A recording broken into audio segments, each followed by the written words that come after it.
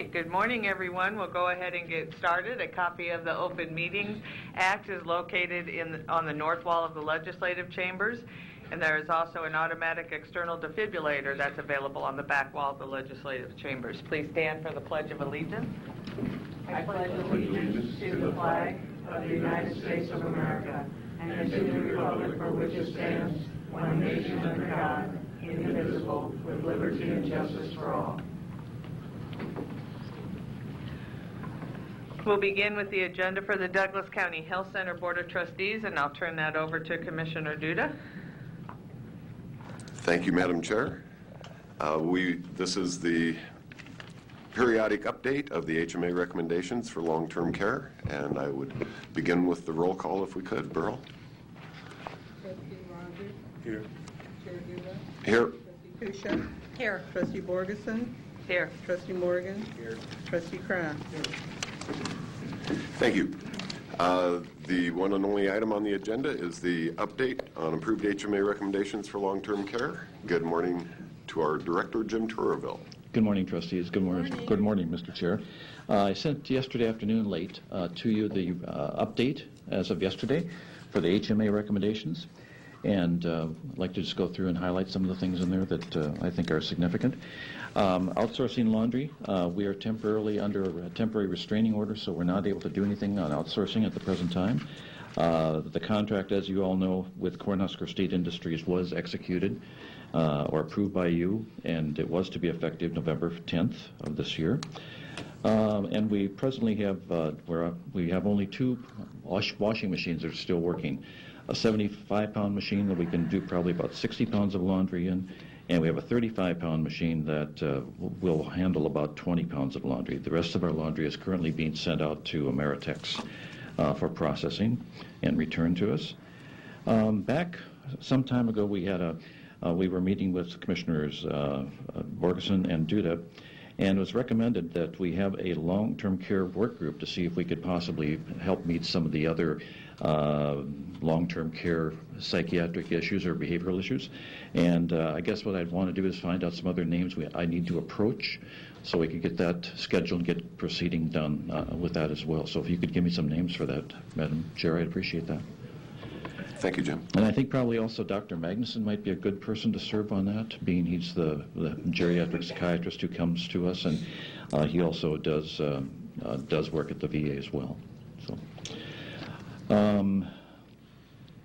Also then for EHR, Erin Nelson went on vacation to Boston. She has family from out there. So while she was out there, she dropped in at Meditech. They knew she was coming. She just didn't drop in, and just wanted to see the corporate headquarters. And Meditech is the company that we've narrowed it down to is the one we'd like to go with for EHR.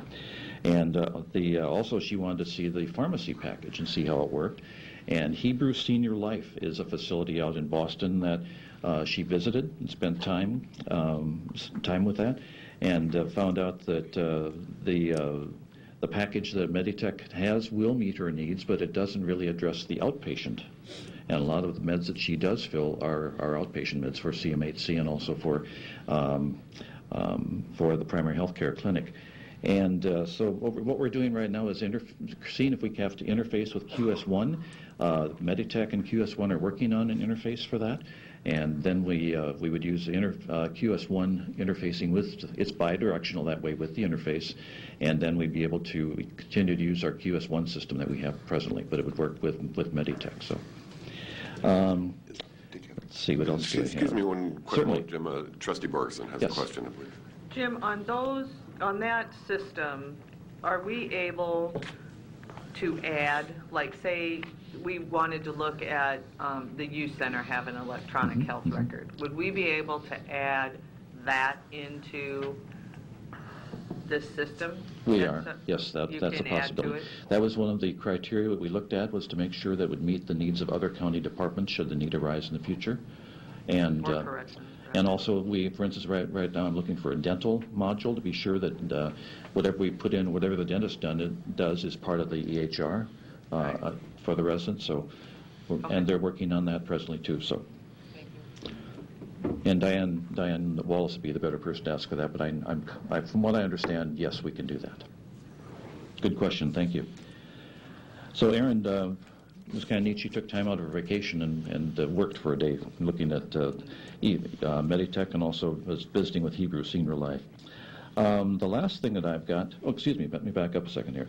Our next EHR core group meeting is coming up tomorrow, and as I mentioned, we are looking to make sure there will be a dental module as part of the EHR system for the dental service as well. Short-term rehab. Our new rehab provider started on November 1st, Select Rehabilitation, and several of the staff that were with the former provider did stay with Select Rehab. So it was good because they knew the residents, they knew the building, it was a smooth transition, and so that worked very, very well. Also, we have hired an MDS coordinator. Susan Muka was our MDS and admissions coordinator, and Susan took a job in the nursing department as the night house supervisor. So she'll be working on that shift 11 to 7:30, and she's in charge of the house on that 8-hour shift. So we had to find a new MDS coordinator, and we also hired an MDS nurse for the short-term rehab. Now, as you all know, MDS is minimum data sets. An assessment has to be done on all residents that are, we bill, if we bill Medicare and or Medicaid for their services, we have to do an MDS assessment. So it's, just for instance, for the short-term rehab, you do an MDS assessment on the resident when they're admitted, or the patient. You do one also at 5 days after admission. You do one on the 14th day. You do one on the 30th day. And then you also do it if there's a change in therapy. So it's a very labor intensive, but it's the key to reimbursement. You've got to do them accurately and correct, and so that's why we have to have it. Now, for instance, another nursing home I know has 100 residents, and they've got 8 MDS coordinators, just because that's how much work there is. If you're focusing on rehab, that's what you have to do in order to capture the revenue you need to capture. And so we have one plus the coordinator, which is fine. We're starting out there, and we'll see if we need more. We'll be back to talk with you about that, but it's key. It's very, very key. It's a prime spot. So that is what I have to share with you, unless anyone has any questions for me. Okay. I think we're good. Good? And we do have a new Burl's replacement. A new secretary is with us. Her name is Jennifer Birch, and she's sitting right behind Burl, and so she'll formally be introduced to her next Monday at the Board of Trustees. Welcome. Yes, welcome, Jen. So we're glad to have her, so she can learn as much from Burl before Burl leaves. So. Very good. Trustee Kraft, did you have a question? Yes. When do you think we'll finally be able to implement the electronic health records? Probably about a year by the time we get it all implemented and trained. Now? Yeah. Okay. Correct. When do you think we'll be signing the final contract? I think probably next month. I'm thinking maybe in January. Okay. I know that Diane wanted to have it done this month. It could be in December, too. Okay. Thank you. You bet. Good questions. All right. Thank you. Thank you for the good report. You Keep up bet. the good work. Did anybody wish to comment during the citizens' comments portion of the agenda? If not, we have no need for executive session. We are at the end of the agenda, and I will declare it adjourned and turn the meeting back over to our real chair, Commissioner Borgeson. Thank you, Senator. And now we'll move to the agenda for the Douglas County Board of Equalization. Roll call, please. Here. Commissioner Morgan, Commissioner Rogers, Commissioner Tusha. Here. Madam Chair. Here. Item 1, approval of the minutes of the Board of Equalization meeting held Tuesday, October 28, 2014. And item B, call for a meeting and set Tuesday, December 2nd, 2014 as a date for hearing on certified assessment corrections reflecting the addition of omitted property to the tax rolls or increased value on property. Motion approved.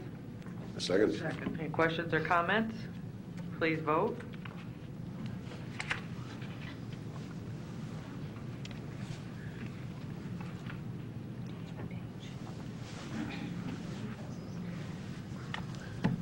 Next is citizen comments. Is there anyone in the chamber wishing to speak to the Board of Equalization about an item not on the agenda? Sir?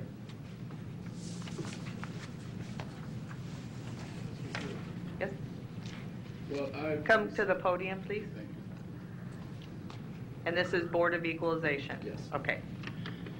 Good morning. Just state your name and address, please. Okay, Joseph King. I'm representing the Greater Macedonia Missionary Baptist Church, 3026 Hamilton Street. Morning. Morning.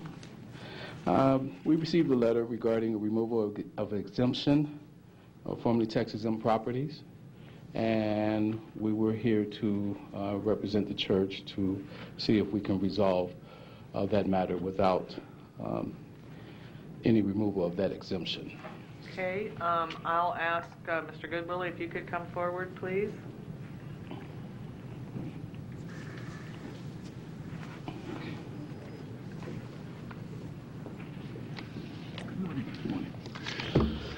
Good morning, Commissioners. Mike Goodwillie, Douglas County Assessor's Office. If you give me a minute, let me get to that CAC.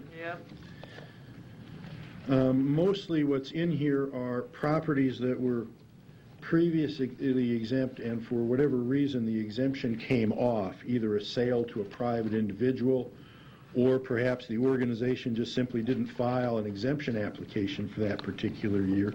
So if you give me a minute, let me get to Greater Macedonia Missionary Baptist. Yeah, and that seems to be the case, that we did not receive an exemption for that particular property address at 3026 Hamilton for 2014. Now, what I can tell you is our process last year was this. We initially sent all of our previously exempt entities correspondence in November saying, okay, it's time to think about filing your exemption application by December 31st of 2013 for tax year 2014. We then sent another one in December to tell them the time was getting short, because if you file after December 31st, you can file up to June 30, but there's a penalty for each month you're late. We then sent a third reminder at the end of January to those who had not yet filed, and then we sent a fourth one at the first part of May for that last 100 organizations or so that we had not heard from yet. And we sent those to the last known address we had for that nonprofit. And we did not receive an application on this property, and once that time comes and goes, you don't know what's going to happen with it. What you do know is you haven't gotten a renewal application, which is required by statute. And so the next step is to go ahead and put valuation on the property. Now, the last thing I do want to say is it is not an uncommon thing. Sir, let me ask you this question. Small church or big church? It's a small church. Okay. The reason I ask is the tendency among sort of the mom and pop nonprofits is official-looking correspondence is sometimes an issue for them. And in fact, what often happens is there might be one person in the organization that's been adept at dealing with this stuff, and then they stop doing it, or they go away, or somebody else takes it over, and the new person doesn't really know what they're doing, and they get this official stuff, and they set it aside, and they're going to deal with it later, and then it never really happens. I don't know if that's the case with the church here, but that's the history leading up to why we're here for this certified assessment correction, is we just didn't get a renewal application for this property in 2014. They're certainly free to reapply in subsequent years, and in fact, people are starting to file their applications for 2015. Hint, hint. Had they been exempt prior to? I think they had, yeah. Yes. The problem is that the individual Could you come who to was, the microphone I'm sorry. again? The individual who was handling this course of business is elderly and had taken ill. And I'm kind of new to the church, so I didn't know anything about this process, and that's why we're here to say, to try to correct, what needs to be done, and to be able to move forward without being able to be put in this position again, and to fill out the necessary documentation as needed. Okay. Commissioner Kraft? Yes. Do we have any options on this since the application was not filed? Do you want the legal answer? Yes. And the answer is really no. Okay. Commissioner Morgan? Well, and I know I'm speaking for Commissioner Boyle. why does it come here if we can't do something about it? And I don't mean to put you on the spot, Well, Mike, because I know. I think technically what we're here about is the value we propose to put on this property since there was no exemption application. And that is something you can do something about. And I'm sorry, I didn't catch your name. Joseph King. Mr. King. And this is the forum, I guess. Mr. King got a letter saying you're going to contemplate this decision with respect to the value. As I guess the letter marks removal of formally exempt property too, and so that's what got him down here. What's the value? It looks like we have a total value of $29,400 that we propose to put on the property. The tax on that is going to be about $588, give or take. What if I was, and I'm asking the other commissioners to suggest that we put $2,900 of value on this property as a consideration for what we've heard a few minutes ago? What would that be? That would reduce it to about $58 in taxes. Okay. I would agree with that. So I'd make a motion that we change that value to the $2,900. Okay. Is there a second? Second. Commissioner Rogers? So yeah, we don't have power, but we have done something, and then it'll be on the state to decide if they want to do something. That's Commissioner Rogers. You have that right. That's the other shoe that could potentially drop. Some. I don't know that they would do anything on the value side, but some years ago, the law changed a bit to give the state Department of Revenue the authority to review decisions of county boards granting exemptions and to be able to take those grants of exemptions and appeal them to the Tax Equalization and Review Commission on their own. So they have these kind of superpowers where they can look at grants of exemptions. I don't know if in this instance they would be able to do that simply because you aren't granting the exemption, you're merely reducing the value. Yeah, but my question is, we have this year already granted some and leave it to them. I mean, this is not familiar territory. If it was and I haven't seen you all here, so I'm assuming this is your first time. Yes. We've granted grace on the first time, so that's my point. I'd rather move, and I know it's a motion right now. We'll see where it goes. If that fails, I'll go other places. But okay, this is not unfamiliar territory in some respect. Commissioner Duda? Question for you, Mike, concerning the motion. Will this screw up equalization arguments for others if we declare this church, I mean, we put it at 1/10 of the value that you recommend, will other buildings be able to say, look at what this building is valued at? I frankly, I don't know. All right.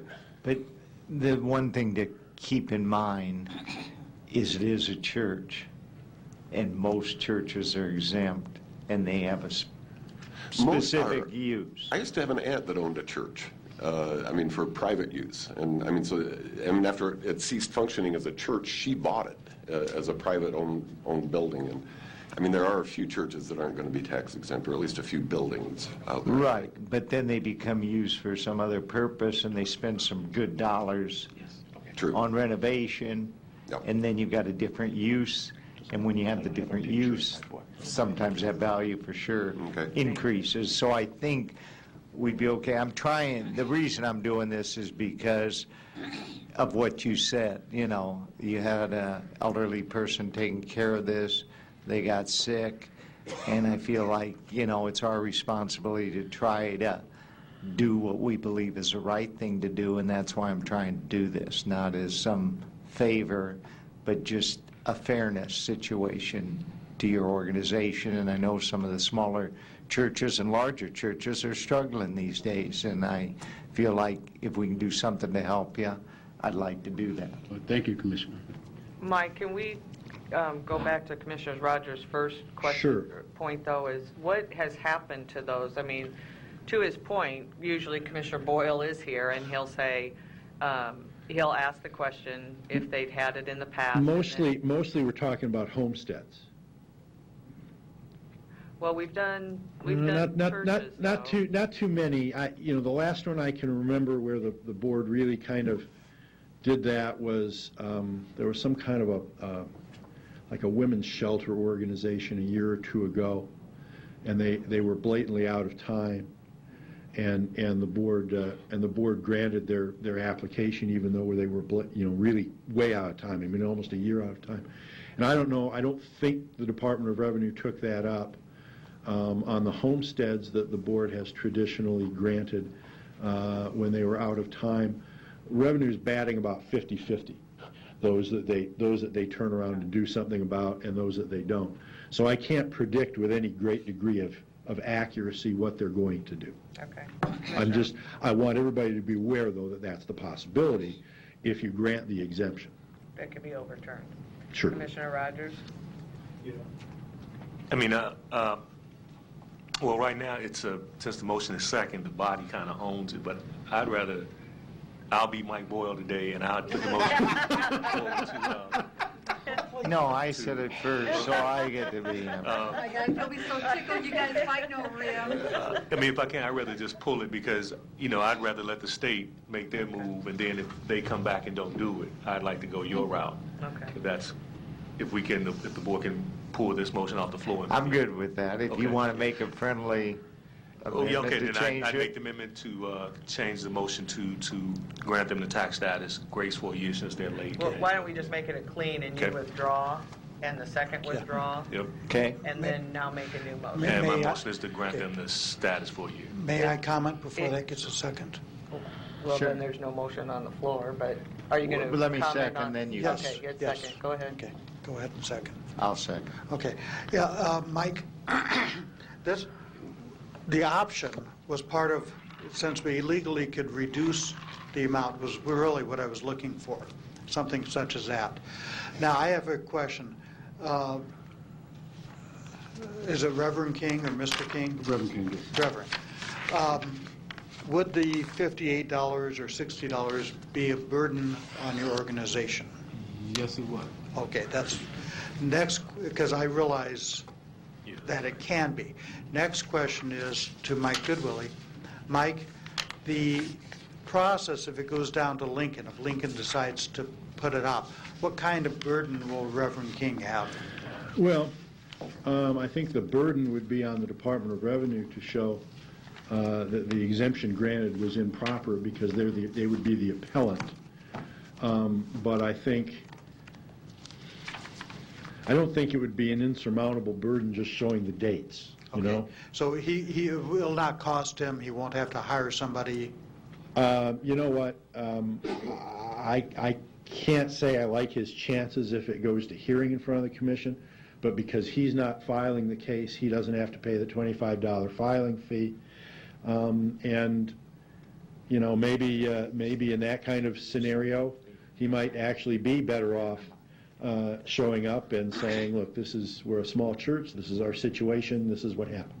Okay. So if they deny it, does it come back to us?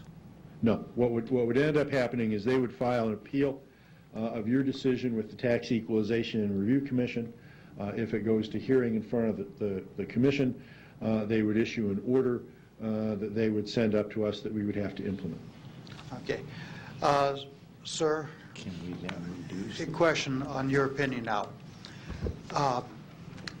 Would you rather pay the $60 or would you rather take your chances in Lincoln and end up having to pay the $600? Well, it would be easier to pay the $60, and we should be able to move forward once we kind of get things corrected and settled.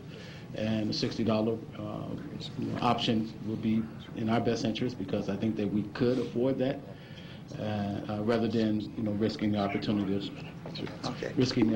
of being in a situation where we'll have to appeal and go through some type of judicial process. And this is the reason I wanted to speak in essence before the motion was seconded. So your preference at this point would be that we reduce the value to $2,900, so you only pay $58 really, about $60, instead of going to having this go to the Lincoln and the chance, which might only be a 5% chance of risking it all. Yes, sir. Okay, thank you. I pull it back. Okay. Is there a motion to reduce the value to $2,900? I'd so move. Second. Any other questions or comments? Please vote. Oh, and I guess I should say we're pulling that from the resolutions. Resolution D, CAC 14131.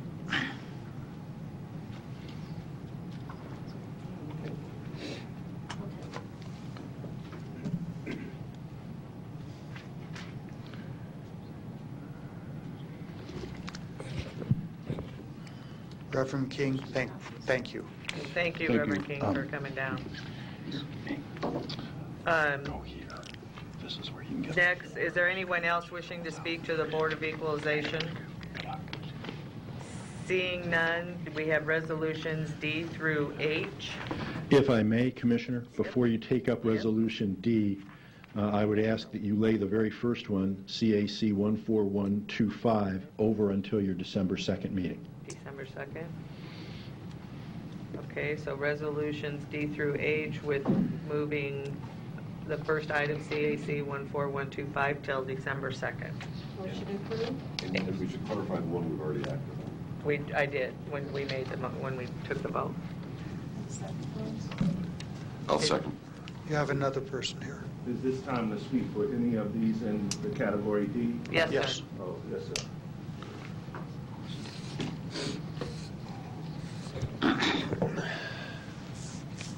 Good morning. Good morning, ma'am. If you could just state your name and address and what item you're here for? Yes, ma'am. My name is Carlos Watson. I'm here for item CAC 14153. Okay. Last one. And I'm here for the correction of the value of my home. I'm a 100% disabled veteran, and I've been tax exempt since 2011. Unfortunately, in 2012, I was approved to remove a garage on my property.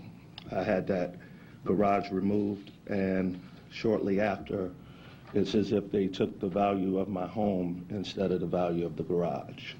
So that's what I'm here for, to have that reinstated or corrected, I should say.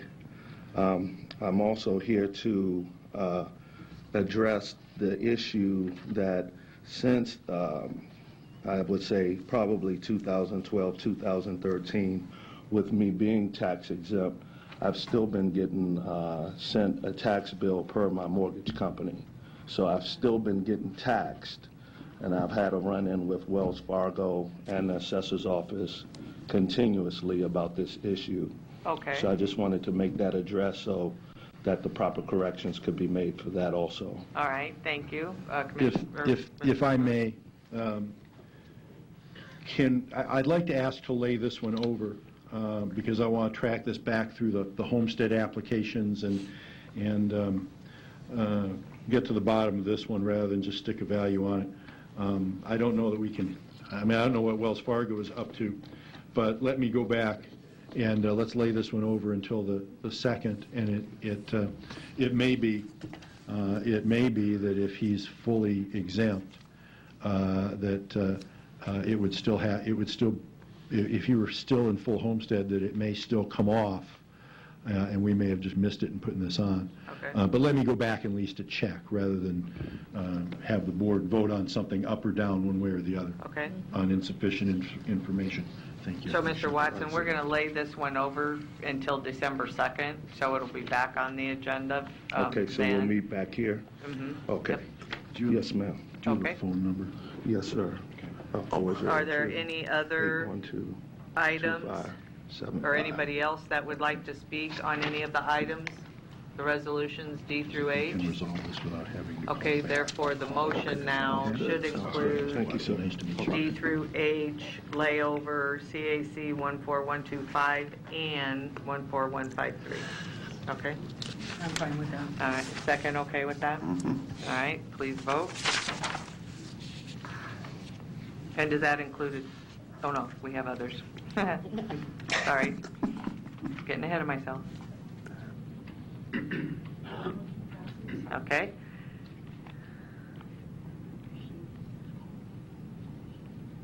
Next is the Property Record File Assessment Report, Burden Shifting Due Process Valuation Amendment Tax Refund by Monty Bowman.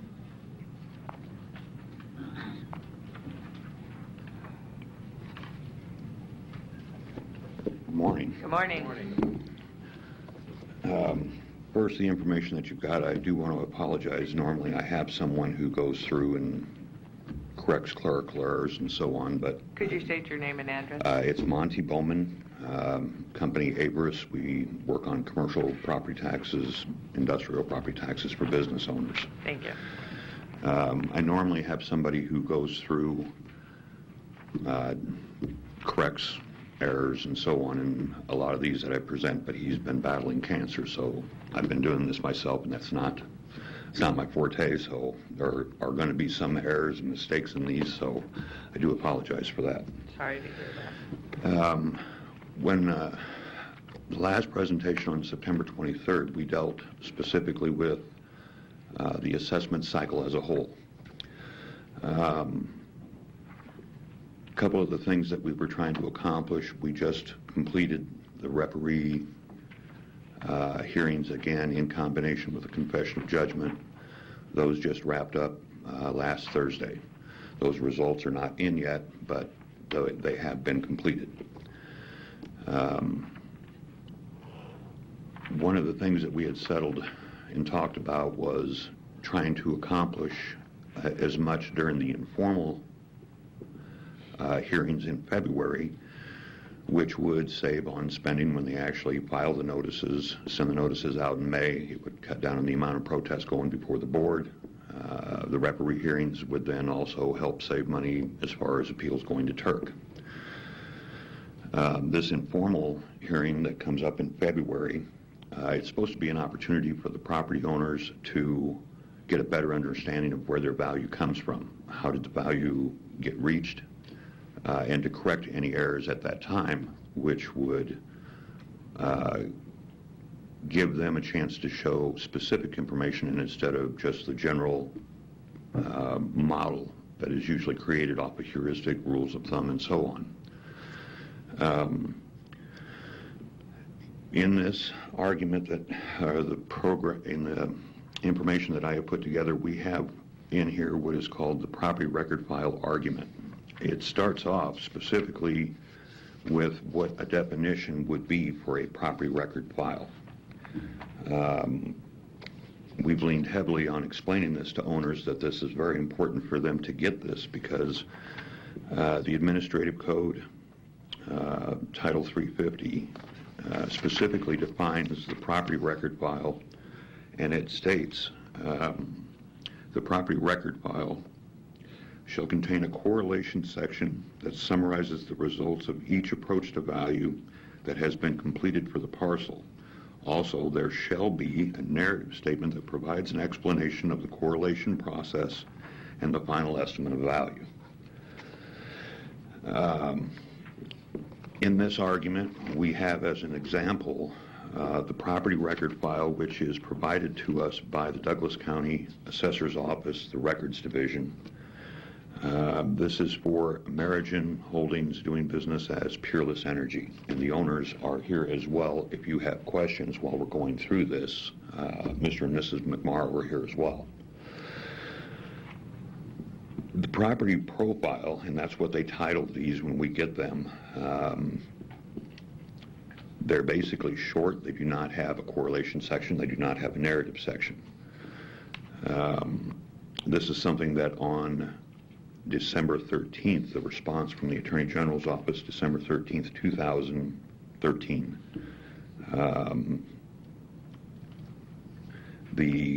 I believe it was Mimi Dobson was acting on behalf of the Assessor's Office in representation, and they responded that if a single method of value was used, that they basically did not need to provide a correlative or a narrative section. They also went on to say that there was nothing that you could find in the property record file that would not be in the assessment report and vice versa. That's pretty much what we're showing is that's absolutely incorrect, because the assessment report is not even created until you file your protest. You must first get your property record file, determine the method or approach to value that you're going to argue, because once you've chosen that, you cannot change that. That is locked in, written in stone. After you have filed that protest, then an assessment report is created for the Board of Equalization. That assessment report always contains a correlative section. It always contains a narrative section. And in this property, specifically when you look at the property record file and compare it to the assessment report that was provided for that same year in 2011 and 2012, there's account notes, there's additional information that you cannot find. It is not in the property record file. We had no idea it even existed until after appeals were actually filed to Turk, because the assessment report is not kept at the assessor's office. It is with the clerk of court. So it's two different areas, two different departments, but it's kind of strange that the assessment report is the full property record file. You don't get the full property record file from the assessor. The only thing that you are given is the property profile, and you will find that in the assessment report, plus all the other information that generally should be in the property record file. So what we ran across then, and if you look at Johnson Brothers, which we've also included their property profile, that one left me more baffled than anything, because all I got was a computer printout, a screenshot, and that was where they were saying they come up with the value for that property. This was noted at the referees when we were at the hearings, is that we didn't seem to be very well prepared. Well, it's a little difficult to be prepared because I can't figure out how did they come up with a value off of a screenshot. So during the referee hearings, I got a chance to look over his shoulder and found out that there were comparable properties that were used. Now, we knew one of those comparable properties was an abnormal sale, because I'm also doing the property taxes for that one. It's 6001 Maple. That was purchased with a lot, an additional lot as well. And generally, if more than one item is purchased at the same time on property, it's considered abnormal sale. It can't be used in the sales ratios. This is what we have ran across since 2010. We started filing complaints with the Attorney General's office about open records violations, basically not releasing the property record files in full. We came up here in July of 2011, and this was what, Madam Chair, you pointed this out when I was here on the 23rd, that you thought this matter had been addressed. Well, it had. It had gone to Mr. Barrett, Douglas County Attorney's Office, to address those properties that year. He began with the Hampton Inn, and that record is also included in this. He did make that correction. But then Mr. Barrett left office in January of 2012. Many attempts trying to contact the Douglas County Attorney's Office to have somebody pick this up again and do the corrections as they should have, ended with nothing. So that's when we started filing the complaints all over again. And we ran through, this is our third assessment cycle again, where we're finding the exact same thing. We're getting property record files that do not give enough information for a property owner to even have an opportunity at a fair and impartial hearing of any kind. And it's one of the reasons why we didn't go to Turk, because Turk's only going to look to see if you followed procedures and so on as the Board of Equalization. It's not before the fact of before it even gets to you. And that's what our biggest complaint is because even if we turn around and go back in February for informal hearings, we're going to have a property record file that does not show the justification of where did you get the value, which method did you use, where did you come up with those values, why did you not choose another method, where's the summary of those values. Every bit of that information is provided to the Board of Equalization, but it is not created for the property owner until he actually complains about the value. The minute they file a protest, the rest of the file is created. It doesn't even exist until then. It doesn't on any of these. And we have over 300 parcels that we have dealt with since 2011 where everyone is the same. It's one of the reasons why Chubbs, they started off at $165,000. They've seen two of these assessment cycles come through, while other small markets have gone down, they went from 165, they're at 425,000. That's where they're at now. Everything else in their neighborhood's falling apart. The last opportunity for development just got shot down because of the price of cleanup, so that's not going to happen. They were looking at an opportunity of seeing a little bit of development in the area, but there's only one active door open in that neighborhood, and it's a church. That's it. Everything else is worn out, condition, condemned, constant complaints with the police department, with people breaking in, staying into the buildings. It's getting winter time, he's going to run into this problem again. And it's still occurring in that neighborhood. It's not going to change. There are no comparables. I mean, it's almost difficult to find another comparable. We look at Jacobo's on 24th, and their value goes down. We're at 24th and L. Still not maybe the greatest area, but a lot better of an area than where Chubbs is sitting. Johnson Brothers, when you look at the overall crime rate for the entire city, it's right there on Leavenworth. It's the highest rate. It's got the highest blight, low income. They're still seeing crazy increases based, we understand that they use a model to do this, but the models, they've got to do something with them, because most of these are work when you get around 120th and start moving west, but when you move east toward the river, this is where every one of those pocket neighborhoods took a hit. So we're out there trying to explain to the business owners, get your property record file, because this will explain to you where the value came from, and if you do find errors, then you should have an opportunity to take it in, have it addressed during informal. If not, you got a chance with an independent referee. That's been the general idea, except for the fact that there's nothing there for them to work with. I mean, most of the cases we didn't find out, and another one was the Baymont Inn and Suites that we're working with. They filed a protest last year, and that's also included in here, because we had been told by Mr. Morrissey hotels are valued on an income basis. So on this, trying to get a business to release their profit and loss statements, a little easier with hotels, a lot more difficult for a smaller mom and pop. They generally don't want to release them, especially if they're losing money. It's not something that they really want to show. The Baymont Inn and Suites released their information showing that they had been in the hole. They showed that the property record file listed them as having anywhere from 129 to 131 rooms. The model that they created for them showed 131. At that time, there were 125 total rooms, but only 85 were operational. It showed a 50% occupancy. They were at 32%. The numbers on their daily average room rates were completely wrong. And when this information was released, it was given no consideration. Pulling the assessment report, we find in bright red that somebody makes a mention that it was bank-owned and had renovations done to the property before the sale.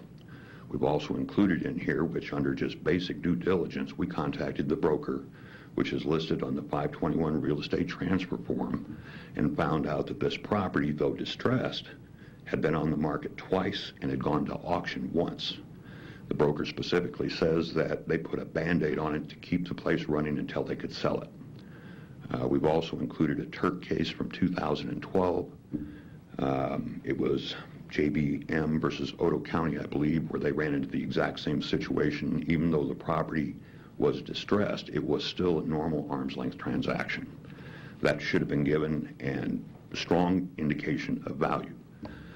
That value right now sits at about $2.8 million. They paid $1.9. Removing FF&E would have put the value about $1.67 million. $1.2 million, quite a bit of difference in taxes. We just ran into the same situation with the old Holiday Inn, which is now the Ramada. Extensive, no maintenance whatsoever for many years, left him coming in spending an astronomical amount of money just trying to get it back up to code. We had showed that only 3 things had been done. They didn't even touch the convention center.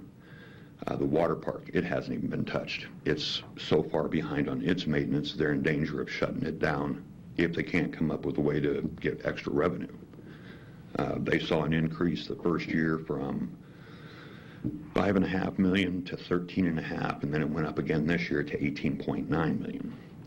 So can I ask you a question real quick? In your presentation today, all of this information came into play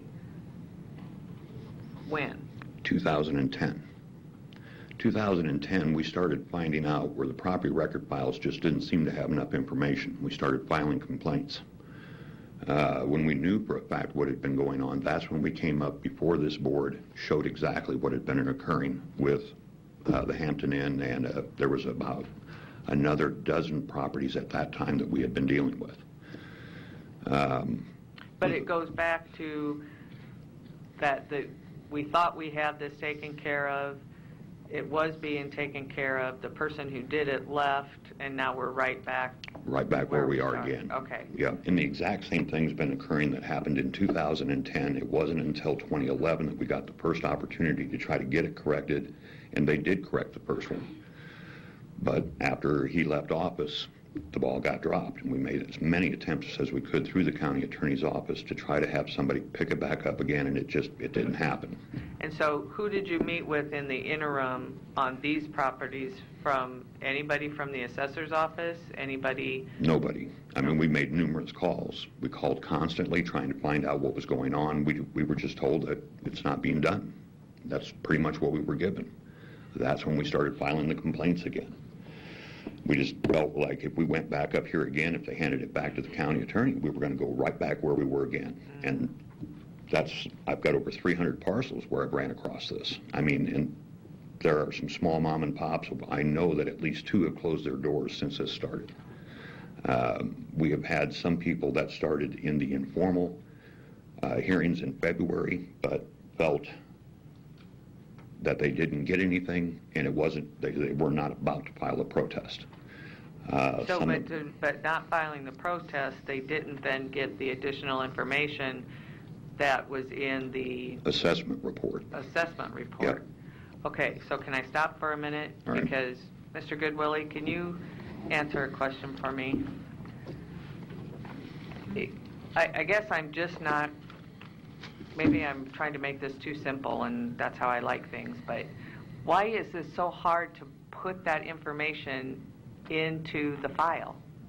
Mike Goodwillie, Douglas County Assessor's Office. Well, what's in the file, what's in the profile, is what the regulations require of us. No, I know. The assessment report is something that we do as an aid to the board in evaluating the protest.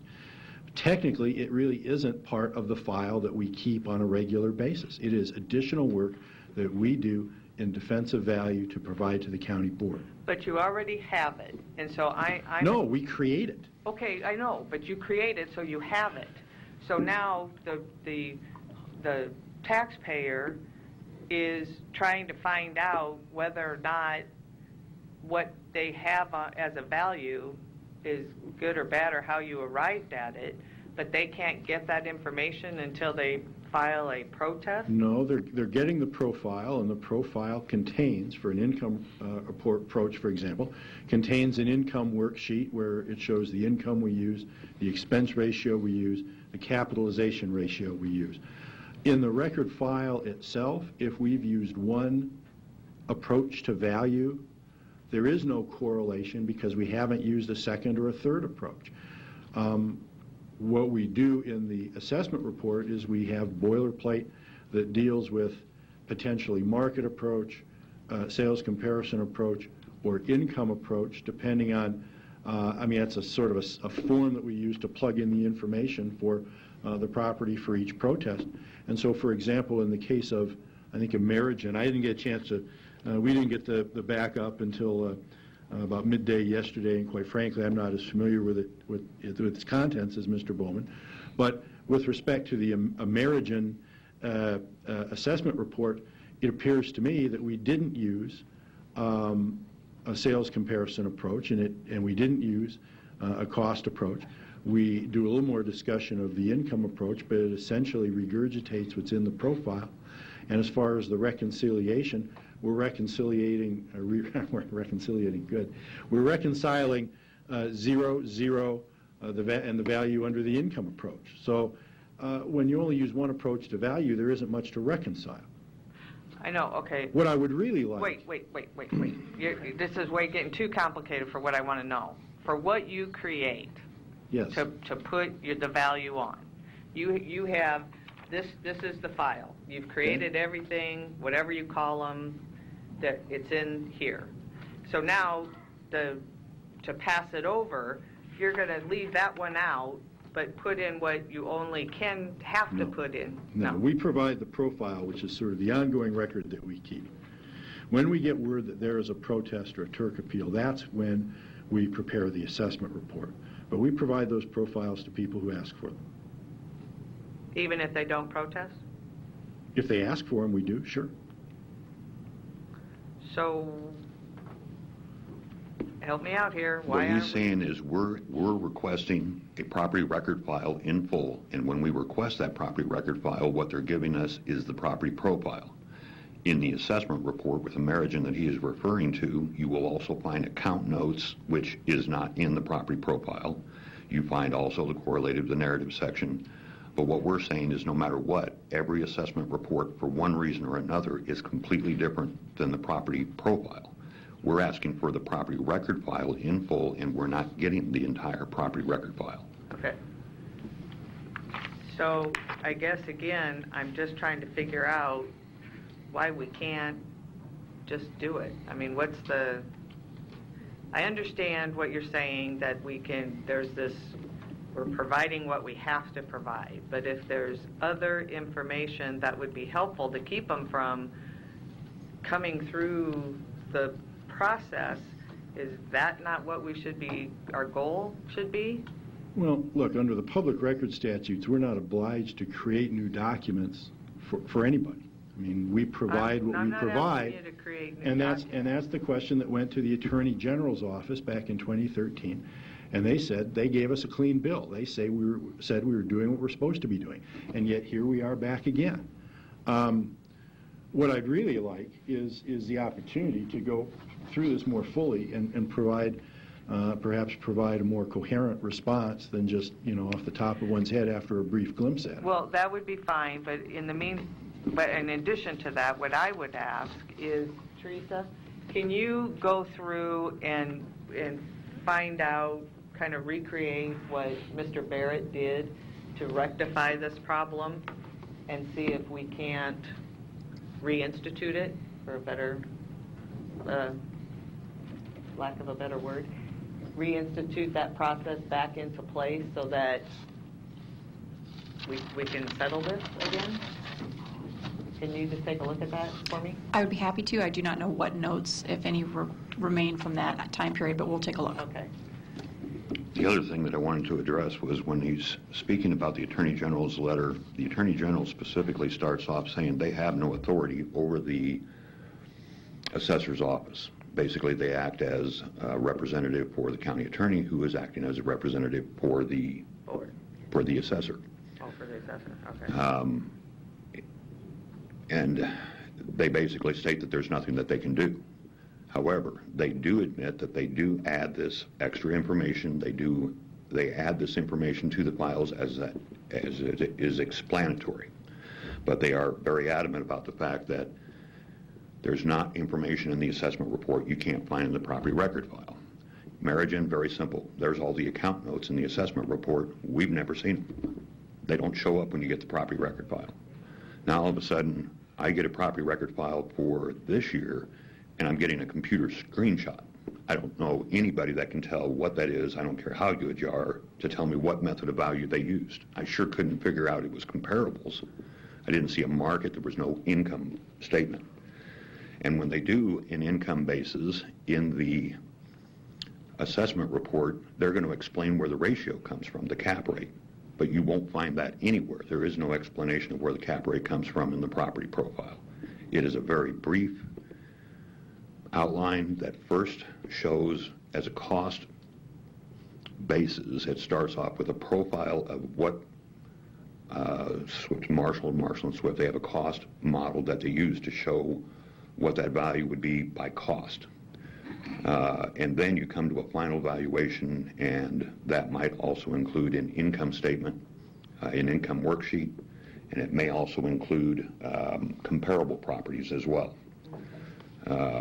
With these comparables, basically the referee on Johnson Brothers, you will find normally 4 properties listed. One is the subject property. They then have 3 other properties. They will take the highest one, throw that out, and use the other 2 as an average.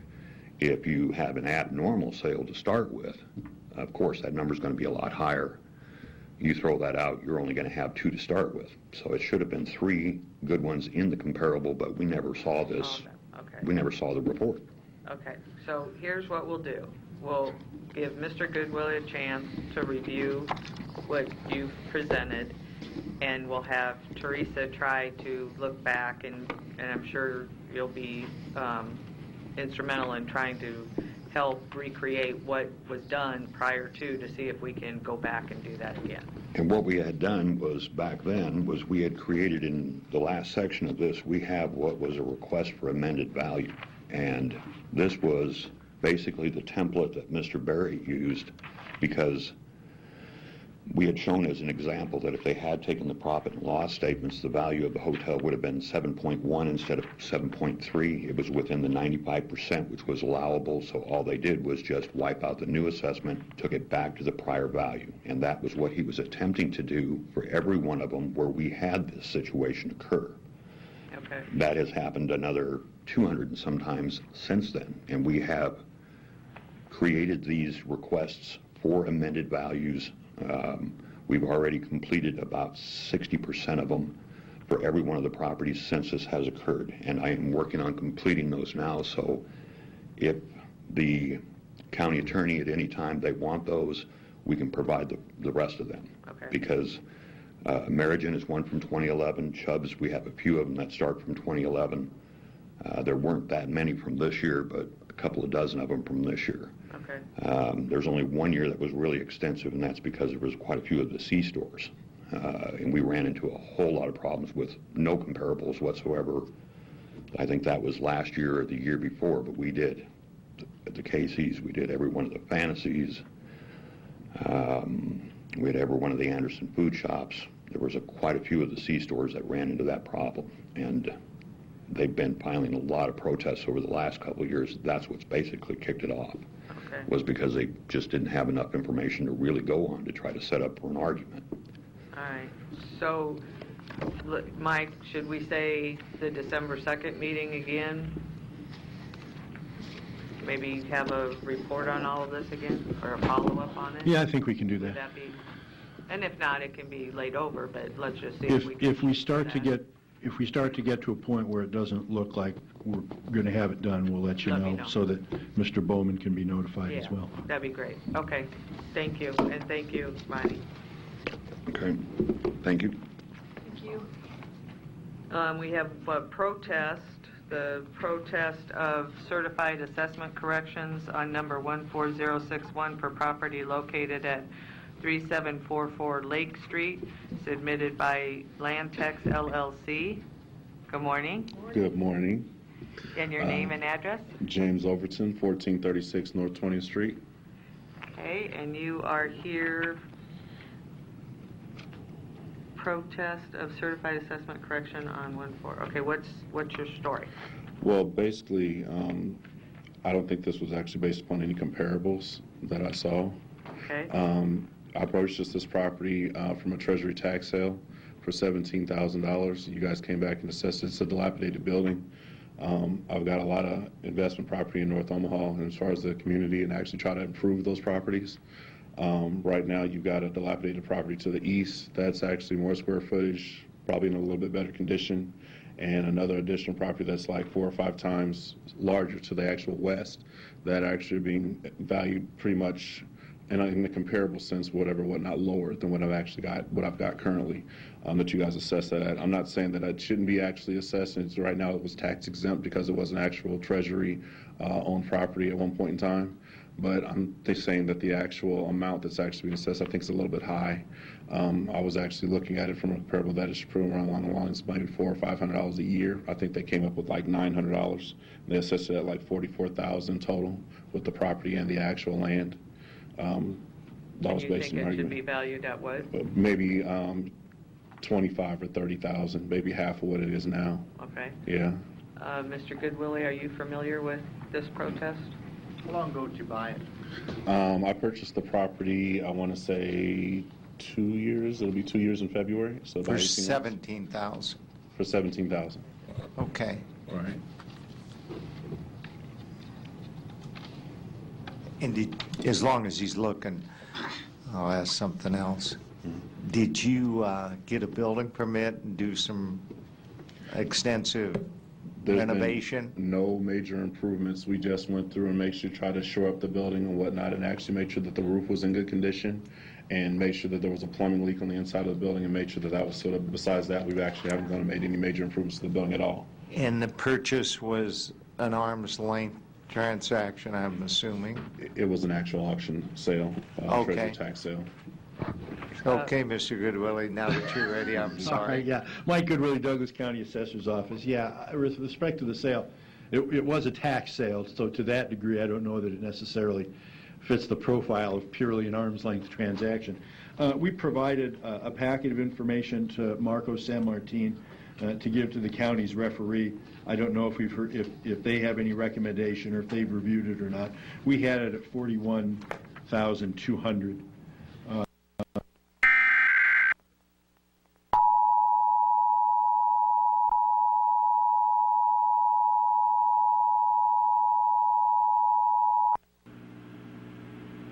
This is the monthly test of the emergency alert system for the broadcast and cable systems of Nebraska. Equipment is being tested that can quickly provide warnings during emergencies. If this had been an actual emergency, official messages would have followed the alert tone. This concludes this test of the emergency alert system.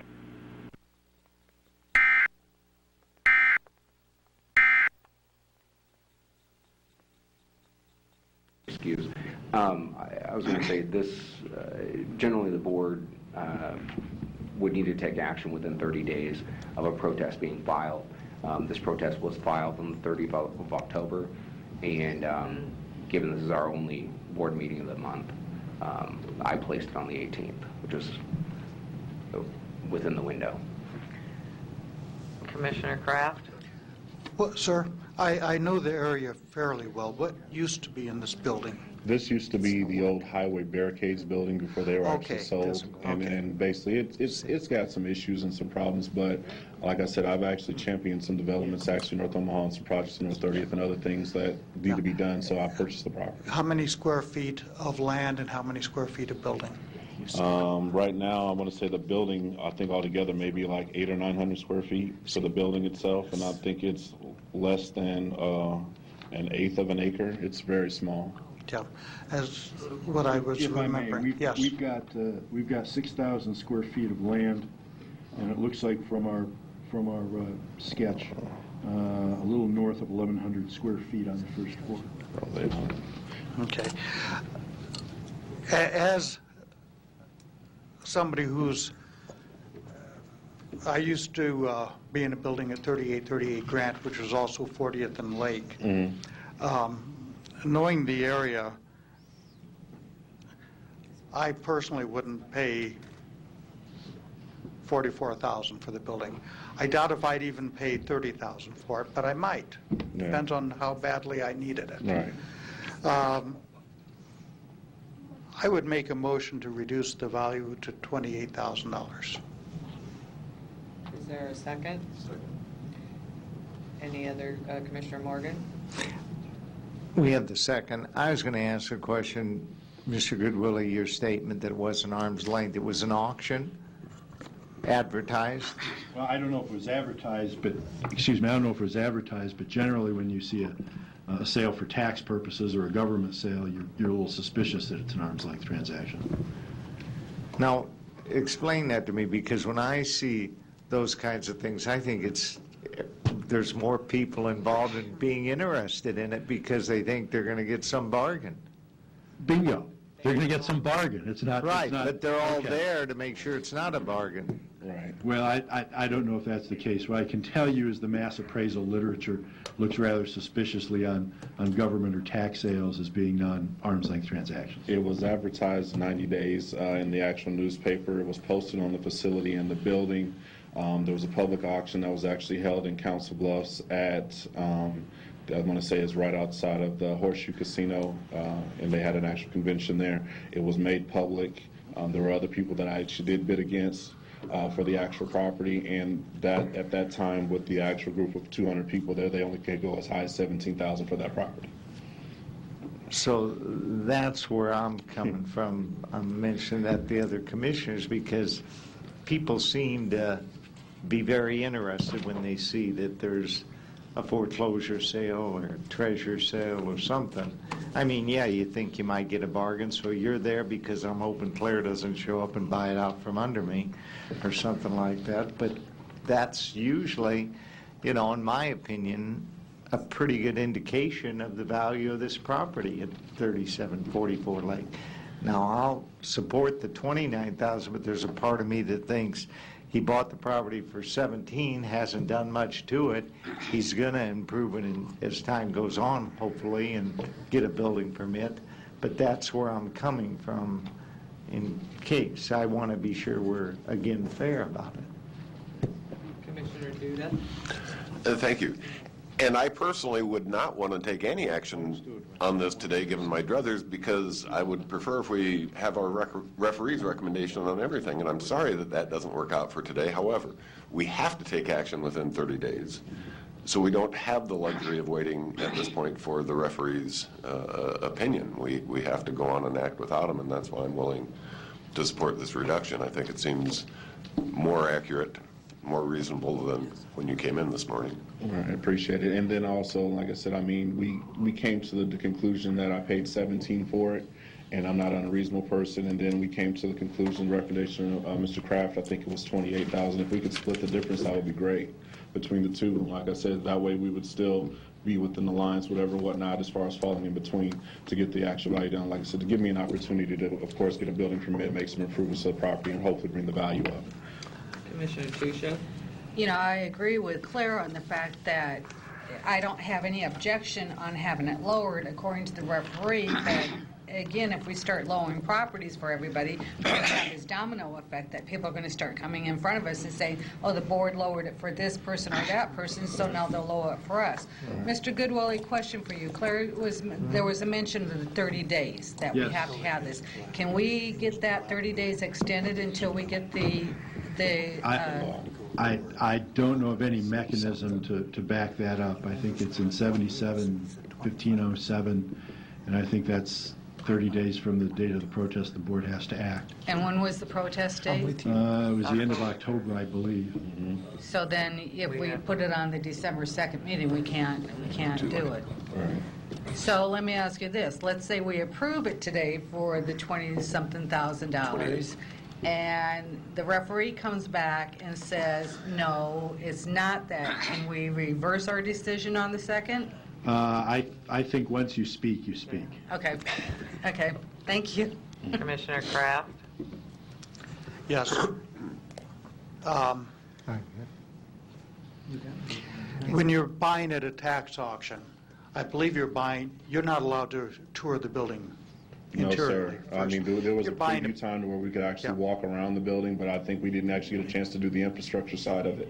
That's my experience with buying at tax sales. You buy what you see from the outside. There you go. So you're buying a pig in a poke, you're taking that gamble. Right. I have had friends who've been very successful and others who've said, oh my gosh, why did I buy that? It's full of mold and I end up tearing down the building. You know? I hope you made a good investment because the neighborhood, we do tax, the city does tax increment financing. We do things to improve neighborhoods as a community as a whole. I'm going to ask if somebody would like, I don't think I'd even pay $22,000 for it, to be honest, okay? But I'm going back 3 or 4 years and looking at the last time I drove past it, okay? Yeah, if somebody wants to reduce it further, I believe, in order to help the neighborhood, I'd be willing to support. The only reason I came between 25 and 30 was you said that. Right. And like I said, I mean, we're looking at it from long term as far as what's actually going on in the area. You've got the Salem Village projects that are actually further to the east, and they're coming back further up. And I imagine over time that they've actually constantly and possibly looking at making some improvements in there. So it wouldn't be at that actual value that forever and a day. Like I said, there is development going on in that area that's been spurred. So I'm just asking for some time to get the things together. And you do get building permits for all the work you do? Yes, sir. Thank you. Yes, sir. Commissioner Morgan? Well, what I was going to say, and it's nice to have Doug Kagan and his organization there to see what we're doing. You know, I totally agree.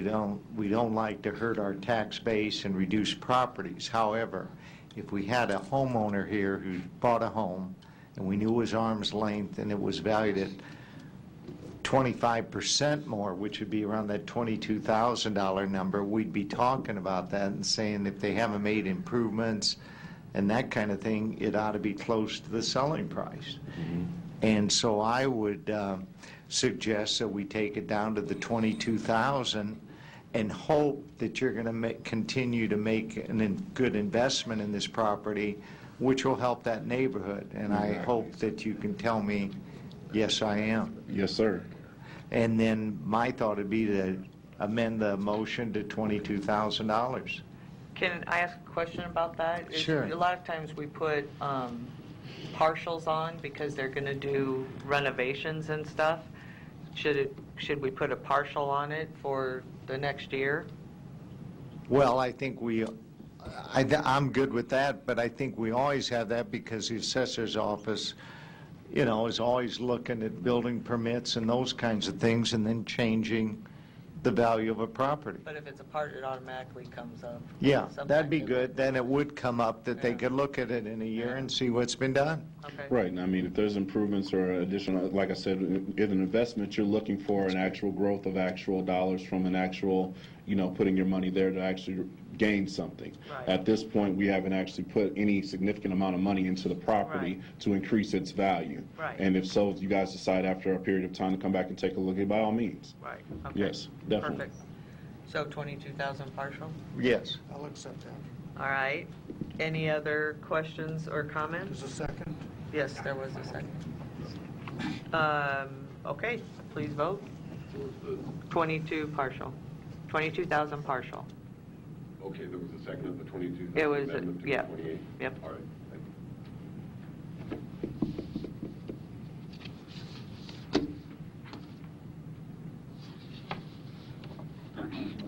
Okay. All right. Thank you, sir. Thank you. Good luck. Thank you. Thank you for making an investment in the community. We've got a lot of other big things planned too on North 30th. Good. Great. Thank you.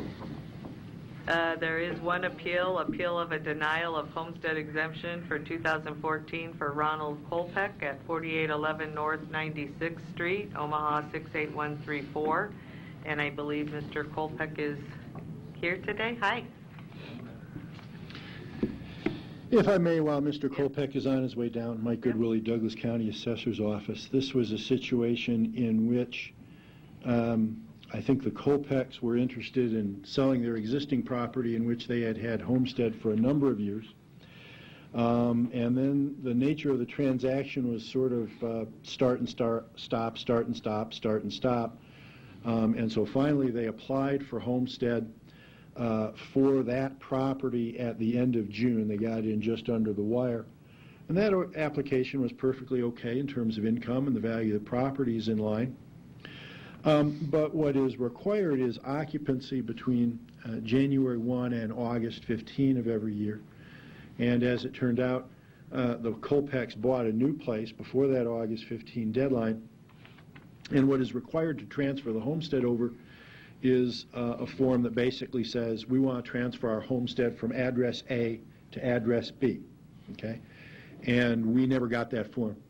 And so statutorily, when we learned of the sale of the original property, we were obliged to send out a notice of rejection because they failed the occupancy test and because they did not get the transfer statement into us. My understanding from speaking to Mr. Kolpeck yesterday and he and his wife this morning was that it was very much sort of a touch and go about whether they would get their property sold or be into another property by the 15th of October.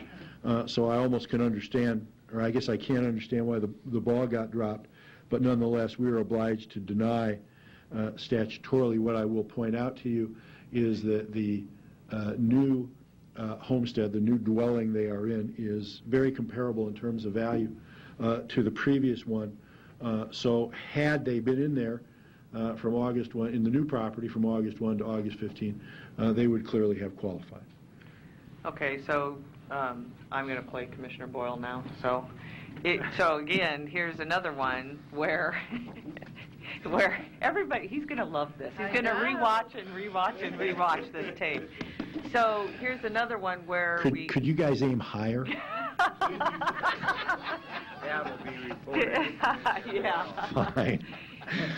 So it's been... I think I know where you're going. Yes, it was the Department of Revenue has superpowers to look at these kinds of things. So I what would I can say what I motion can to tell you approve is what I can or tell you is if Okay, never mind. oh okay. Please vote. At least they cut you off in a nice Yep. way. That's fine. Approve the homestead and adjourn. Does that okay with the second? Okay, please vote.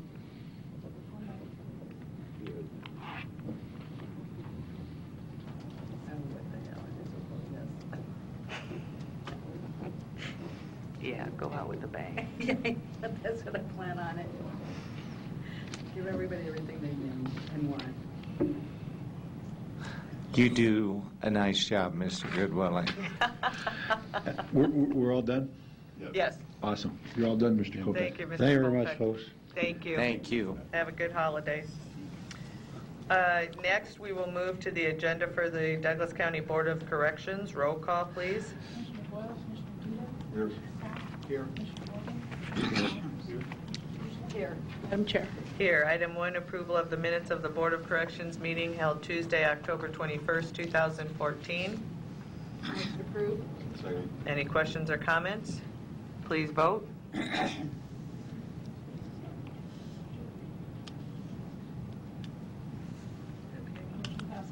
Citizen comments. Is there anyone here wishing to speak to the Board of Corrections about an item not on the agenda? Seeing none, then I would ask the Director for the Department of Corrections, Dr. Foxhall, to come forward and give us his report, please. So much for your quick meeting. I know. That's good. Good morning, Commissioners. Good Mark morning. Foxall, Director of Corrections. You have before you the monthly report for October 2014. Enclosure 1, we're 4 months into our fiscal year, and we are over budget due to retroactive pay pursuant to the most recent agreement, or FOP Lodge 8. However, that will be addressed in January by Mr. Lorenz as money's put back into that account. The City of Omaha was billed through August 2014. They have paid 90% of their invoices through August 2014. They have audited invoices through June 2014 and paid audited invoice balances through May of 2014, which puts their balance at $95,626.48. Community Corrections. Douglas County has been awarded a grant from the Nebraska Crime Commission to provide educational and cognitive programming throughout the Douglas County Department of Corrections campus. That's a main facility, and community corrections via closed-circuit television. So we're very excited about that opportunity. 24/7 alcohol sobriety program, which I've spoken many times before, had 15 new participants in October, totaling to 47 at the close of October 31. Our interviews have been conducted to hire 2 sobriety techs for that program. Those individuals should be on board by the end of the month. Work release clients donated 1,465 community service hours for the month, and work release also admitted 73 individuals to this program during the month. House arrest admitted 76 individuals in October. Those individuals assigned contributed 217 hours of community service. The RAP program, or Reentry Assistance, 24 individuals were assigned to this program as well. Community Corrections, 81 individuals were admitted to corrections programs in the main facility, so that program goes well also. Pretrial services, 18 individuals were referred for prior to prosecution, 223 bed days were saved in September, totaling 2,921 bed days saved year to date. 204 individuals were placed on the program in October, totaling 2,074 year-to-date. 718 individuals were managed on pretrial release in October with a 96% compliance rate. Speaking of compliance, under Enclosure 3, the American Correctional Association reaccreditation audit for both facilities was conducted last month. We expect that we'll receive accreditation at the January ACA meeting in Long Beach, California.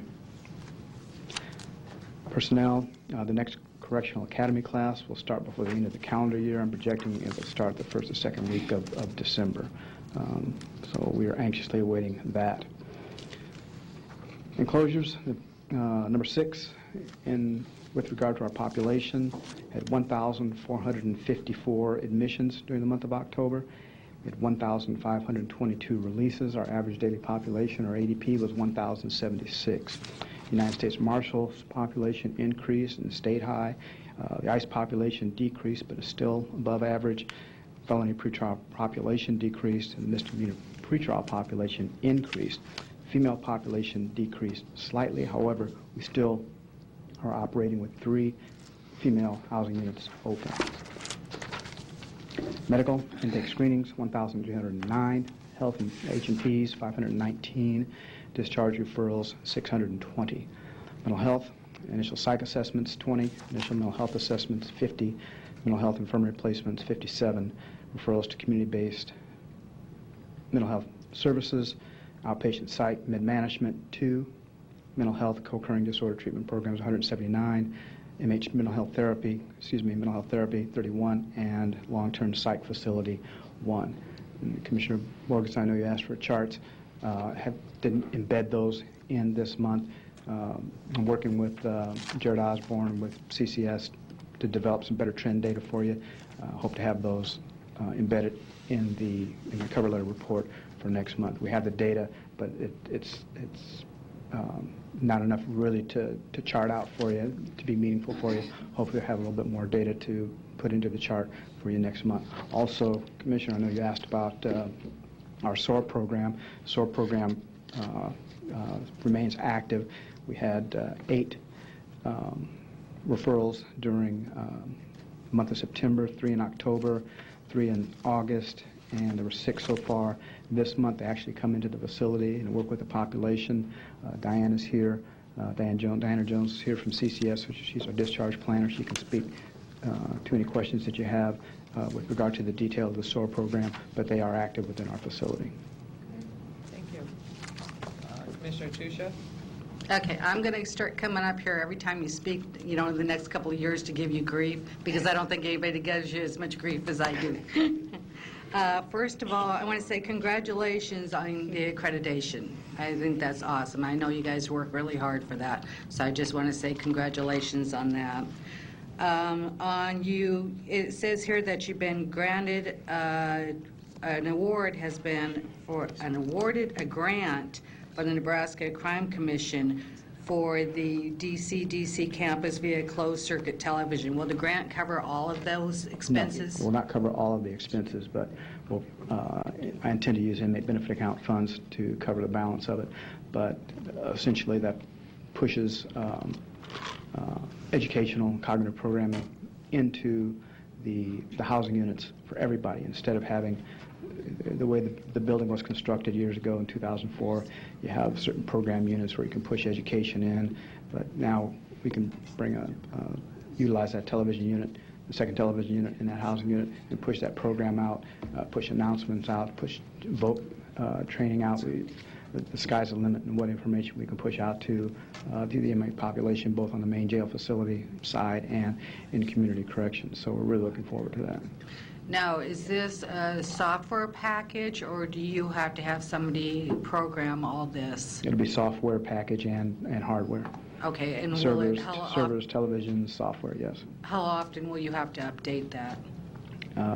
We, right now, are talking about the type of programming that we want to introduce into that environment, and also the length of the runtime.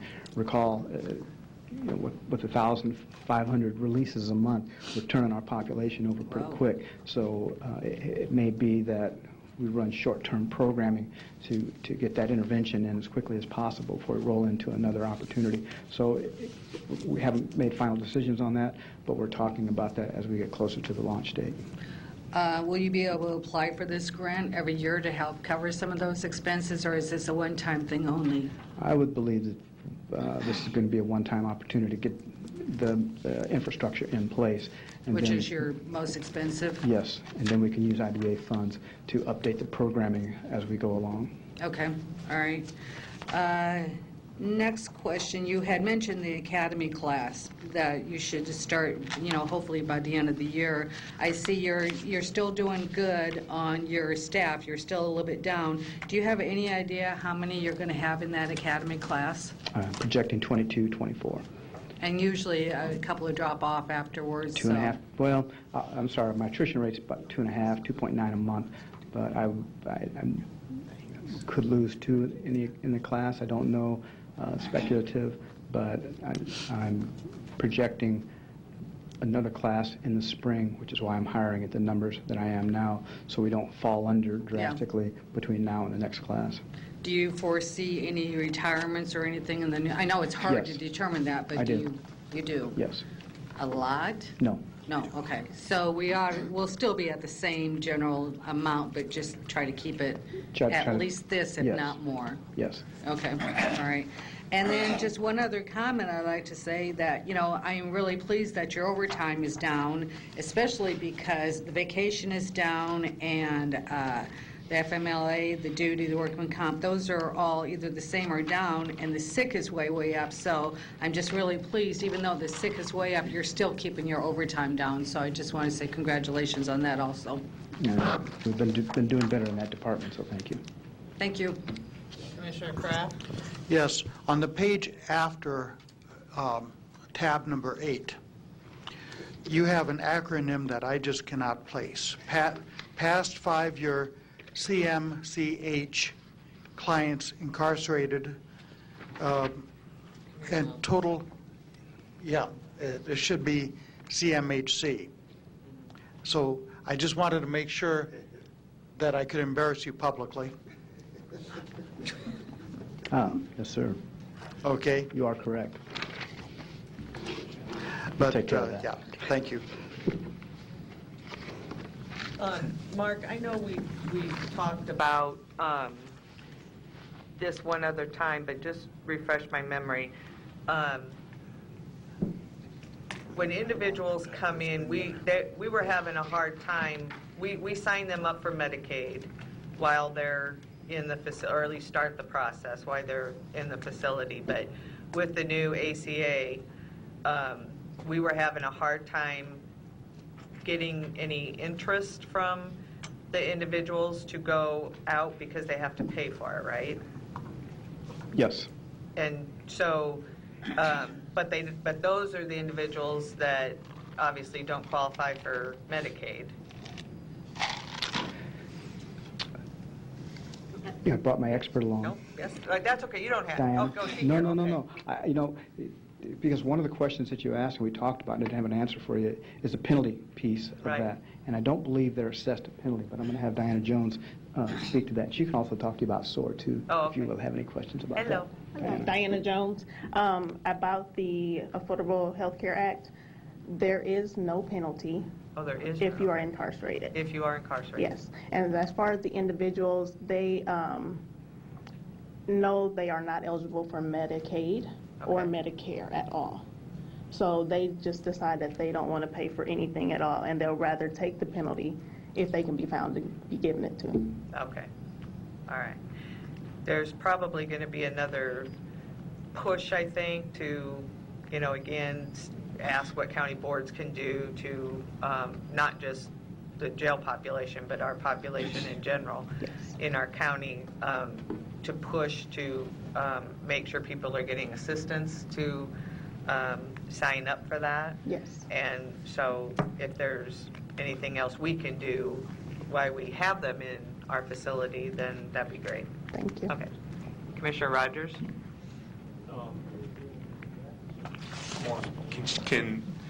What's your name again? Diana. Diana. I just wanted to ask now, can you instead of pulling it to talk about it on the consent agenda, can you explain, can somebody explain the new federal grant, and just so people get to understand what that is, the one that's on for approval with mental health? Whoever, I just wanted to have it explained now instead of pulling it from the... Yes, as a matter of fact, we can discuss that now if that... I just wanted people to understand what you get with it. I bring my experts with me.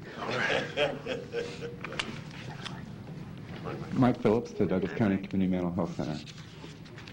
And so, Commissioner Rogers, what is the question? That is, item E on the consent agenda is the approval of the BJA Second Chance Grant for entry programs for adult offenders with co-occurring substance abuse and mental health.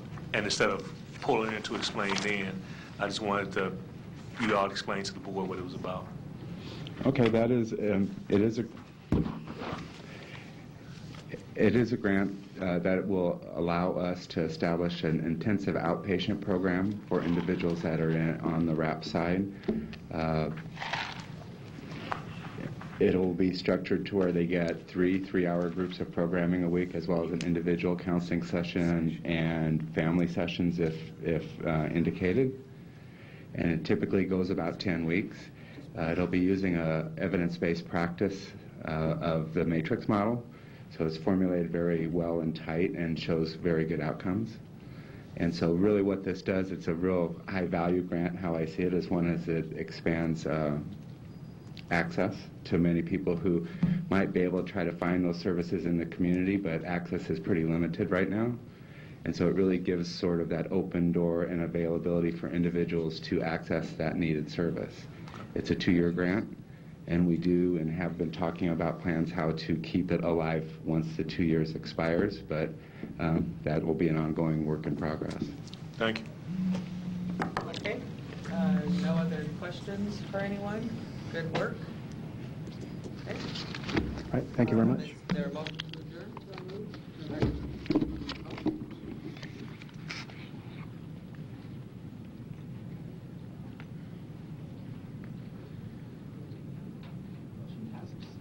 We'll move to the agenda for the Douglas County Board of Commissioners. Roll call, please.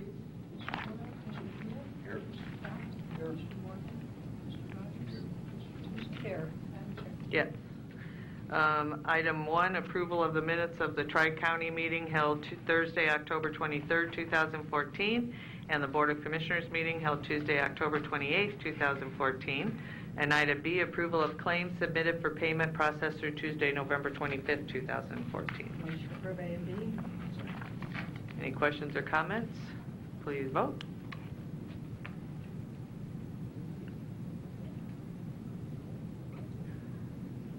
Madam Chairman, I abstained on that because there is a check to my company. Okay, thank you.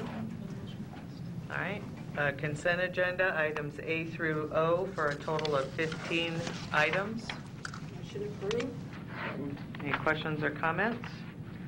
Please vote. Oh, I'm sorry, I didn't see your hand. Come forward. May we speak on item A1? Yes, you may.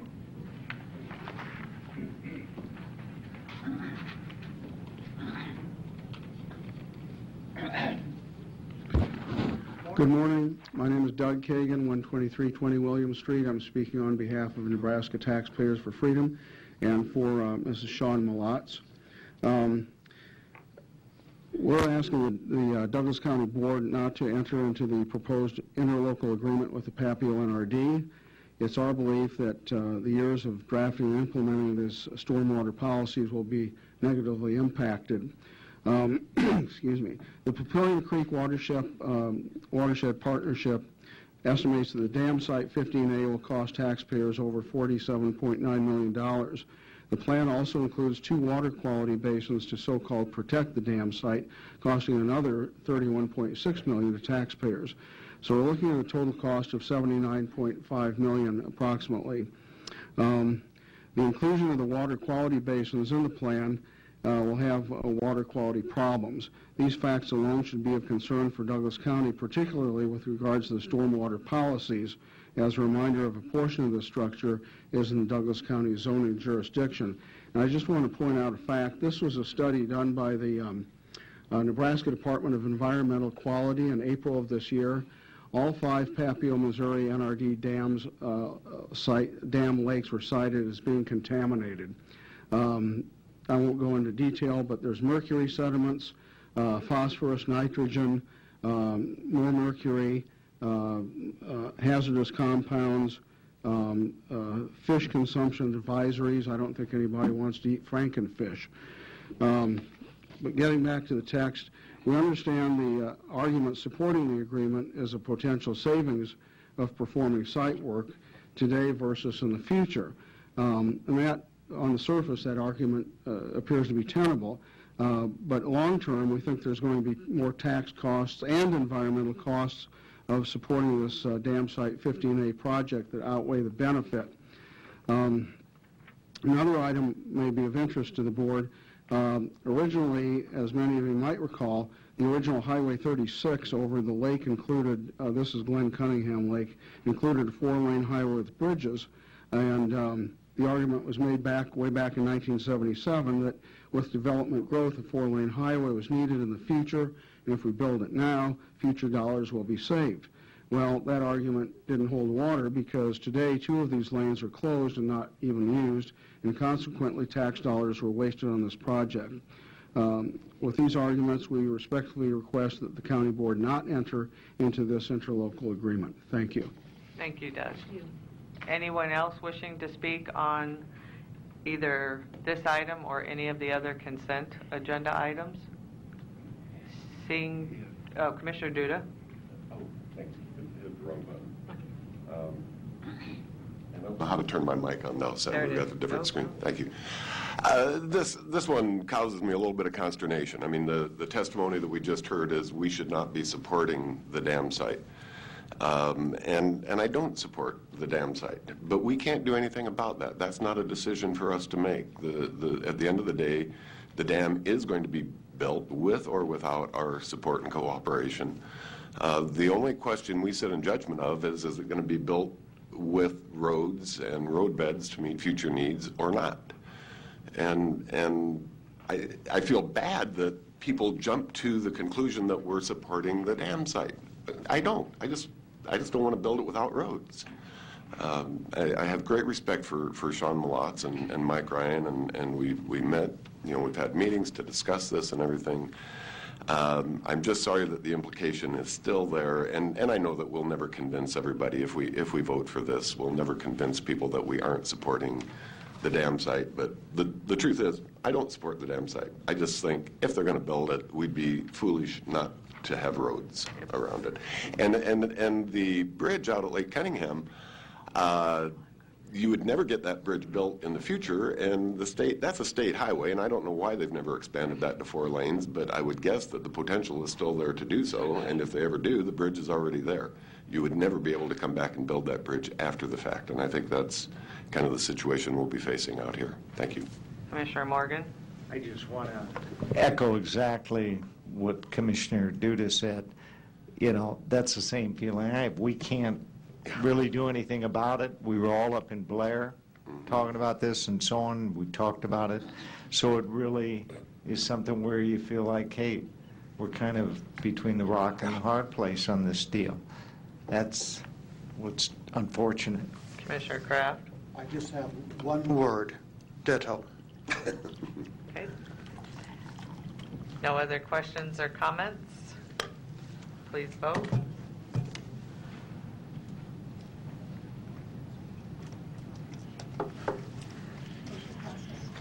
Oh, and I'm sorry if David Rossiker is here, who is our appointee to the Omaha Planning Board, who is taking John Hoyt's place. And so we appreciate your willingness to serve and look forward to your updates to the board as we go forward. Thank you. Thank you. Thank you. And safe travels to you. Next is citizen comments. Is there anyone here wishing to speak to the board about an item not on the agenda? Hi, Laura. Hi. Hello, Laura. I like your hat. Thanks, me too. I love hats. Okay, my name's Laura McCormick, 7414 Valley. Here's my problem. Ms. Urich I have been waiting for about a month for a public records request, and in light of the discussion this morning and the presentation by Mr. Bowman, I thought I would just directly ask my questions. So I went upstairs and I picked up the records that were the responsive documents for my request, and I'm having a bit of a problem. Okay, one of the emails makes reference to some documents, grimes.org.pdf, transcript grimes.pdf, and the audit resolution I can find. This is an email that was sent by Patrick Bloomingdale on June 18th, 2014 at 3:57 p.m. Could I get those documents today, do you think, Ms. Urich, since I've been waiting like a month? The associated attachments did not come. They're not here. Would I be able to do that? Teresa? Ms. McCormick, I'd be happy to meet with you after the meeting if you have time, and we can discuss the specific Okay, well then, documents. I have one last problem. There was an email that was forwarded. Actually, it's an email that I sent, which, wow, I didn't realize people forwarded them around, but I guess they do. Anyway, this email was sent on Wednesday, July 9th at 2014, 1:56 p.m. I don't know who sent it, and I don't know who the recipient is, but I would really like to get that page of the email. So would that be possible? Should I talk to you about that after the meeting, too? If you have time, and if I'm recalling that specific email, and I'm not sure that I am, but I think I know which one you're speaking of, that's the format in which it was presented to me from our computers, if you will. So I don't know that I have any information on that one. One last problem. My request was for records from January 1st, 2011 through July 7th, 2014. And I have made numerous public records requests for certain emails. And you're well aware of that. We've been corresponding all summer long about some of these emails. The curious thing is I haven't gotten a single email from 2011, the year 2011, or 2012. Why is that? Because it includes, my request includes a time frame, and yet I've gotten not one single record, and I'm not sure that I know why.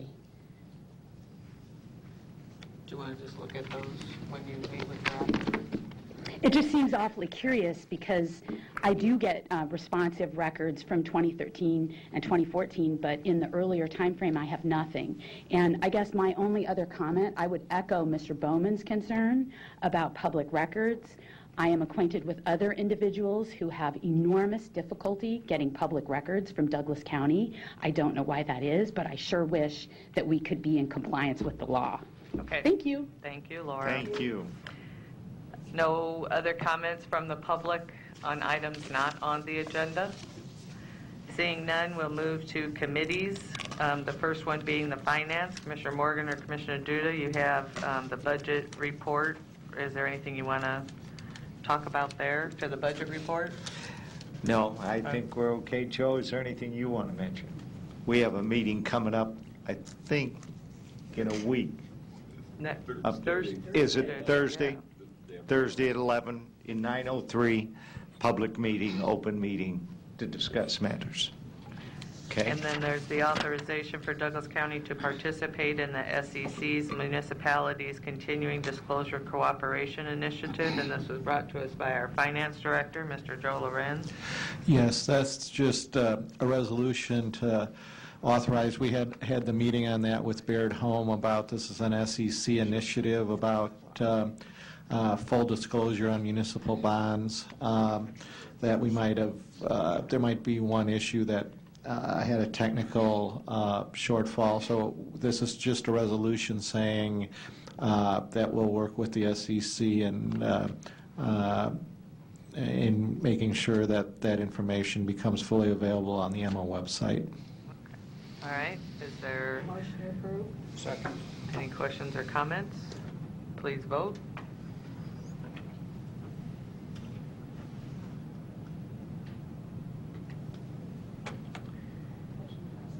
Next is Administrative Services, the resolution appointing Chris Rogers to serve a 2-year term on Nebraska Association of County Officials Board of Directors commencing January 1, 2015. Motion approved. Any questions or comments? I've Please got vote. 6 pages of questions, but... Next meeting? Yeah, next meeting. Yeah. Please vote.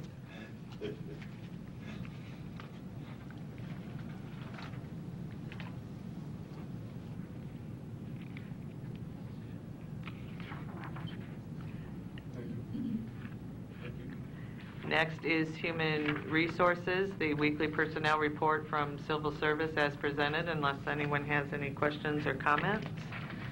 Next is the weekly CAO report on staff assaults. Nothing to report. Next is the legislative issues. What we did at our committee meeting is we went through and rediscussed all of the items, and Marcos did a good job of putting marks on the ones that we felt were still priorities to continue to move forward with, and then ones that have the little triangle by them were ones that were agreed upon at the Tri-County retreat to do together as the Tri-County Consortium. So if anyone has any questions or comments, again, this will continue to be a draft for a little while, but what we would do now is, if this is agreeable to continue to move forward now with the revisions, we would then have our lobbyists start to have conversations with senators in drafting some of the materials or some of the bills. Commissioner Kraft? I just want to make sure that we don't take on so many legislative issues that our lobbyists and staff are overwhelmed and ineffective. You know, we can only do so much with the resources we have, and if we do too much, we can start to I'm searching for the proper word. Not do a good job, yes. And that's why some of these were excluded Right. within it. And I'm thinking there might be some more There'll be that. more. Good. Yep. Commissioner Duda? Ditto. We have 54 items here that we're considering stands on, and that is just way too many.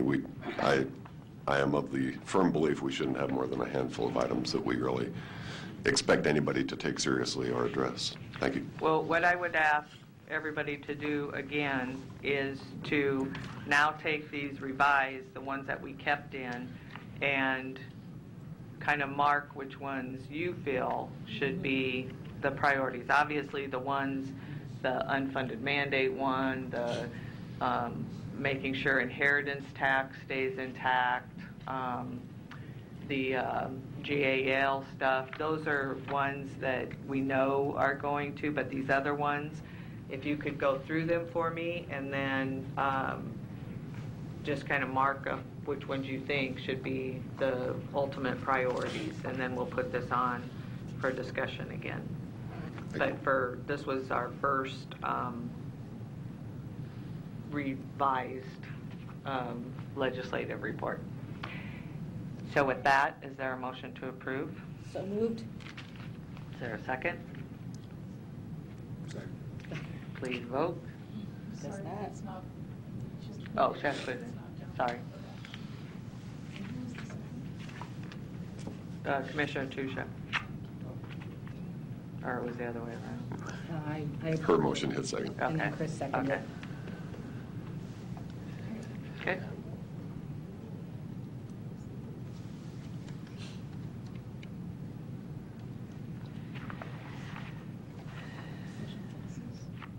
Also, the next item is the presentation on salary recommendations for 2015 for non-union employees, and this was also discussed at the Human Resources Committee, so if you want to go ahead, and what I would ask is that we let them do the entire presentation first, and then we'll ask questions afterwards. Great. Morning. Members of the County Commission, good morning. Lee Leger, Director of Human Resources, Civil Service Commission. This morning we're providing you with a formal presentation on our salary recommendations for our non-union employees of the county for 2015. Our presentation is basically one, as Commissioner Morgan said, that we presented at the County Board's HR Committee on Friday, November 7th. Debbie Otwell, our compensation coordinator, and Mark Williams, our compensation analyst, will be presenting our recommendations. We should note that There's no resolution being presented today. This will be done at a later meeting, so there will be no actions today. I would also mention that County Attorney Don Klein would like to make some comments on this issue in respect to the employees of the County Attorney's Office, so after we're done with the presentation. So with that, I'll have Debbie provide the presentation here. Morning. Good morning, Commissioners. Morning. Debbie Otwell, Human Resources.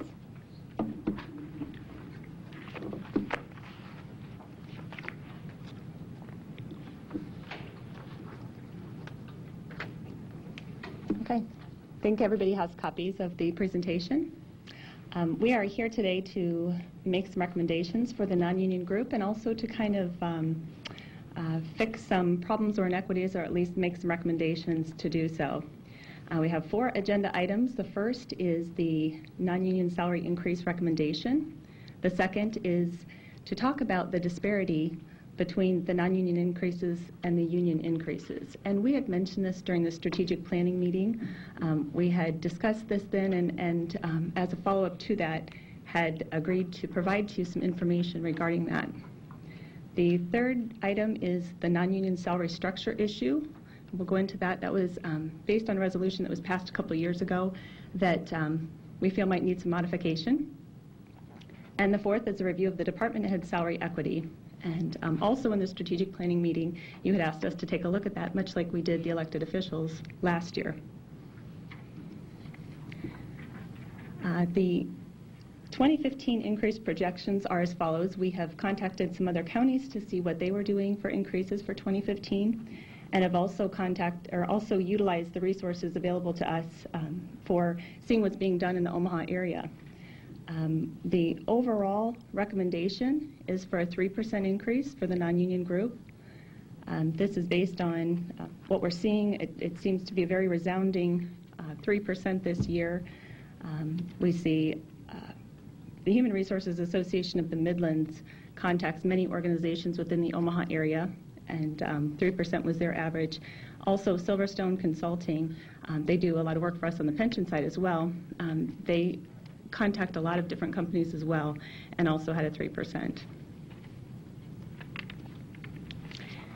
And now it's always the big number. If we look at the 3% increase, it is an estimated cost of $574,401, and that includes all the non-union civil service employees and department heads. As we've done in years past, there are unrepresented groups that we've also applied the recommendation that we have used for the non-union group. We've applied that same recommendation to those folks as well. That would include such organizations or areas as the attorneys and other court employees, the physicians, the sheriff's captains, and chief deputies. And all this, of course, is unless the elected official or department head from those areas comes to you and asks something else instead. We just want to make sure that no pockets get left out. The estimated cost, if we did apply that same 3% recommendation to this group, is an additional $454,178. The next item is kind of to show the history of the difference in the union and non-union increases over time. You can see we have kind of a snapshot here of an 8-year time period and what the average union increases have been, and also what the average non-union increases have been, and how the non-union groups have lagged behind. Cumulatively, you can see the progression, and at this point in time, we are at a 6.3% deficit in the non-union group versus our average union group increases. And we do feel that does have an impact. These disparate increases over time can lead to decreased motivation and productivity, possibly high performers leaving employment with us to find higher paying opportunities, and also it affects or could affect our finding and recruiting qualified staff. We have some recommendations to reduce this disparity. As you can see in the first row here, the 2015 and 2016 negotiated increases for the union groups that are settled are listed. In the next section, we show if we projected some increases over the next 5 years for the non-union group. You can see that if we do the projected increase but don't do anything else, we see that progressive disparity continue, resulting in a 7.1 difference between the non-union group and the union group by 2019. So if we don't do something to catch up, so to speak, we will see that continue, and it conceivably will get worse and worse. So we've made a couple recommendations. Option 1 that's listed here is what we're calling an equity correction, and it's over a 3-year time period. We're recommending a catch-up factor of 1.7% per year for 2015, 16, and 17, and that would be in addition to the recommended increase. And that actually takes that disparity between the non-union group and the union group down to 0. It equalizes. The second recommendation, which would be an alternative, is to do an equity correction over a 5-year time period. And that would be a catch-up factor of 1% per year for the next 5 years. That would result in also a balanced, a 0 disparity between the non-union group and the union group at the end of a 5-year time period. We thought you might want to know the cost of that, so we have that on the next slide.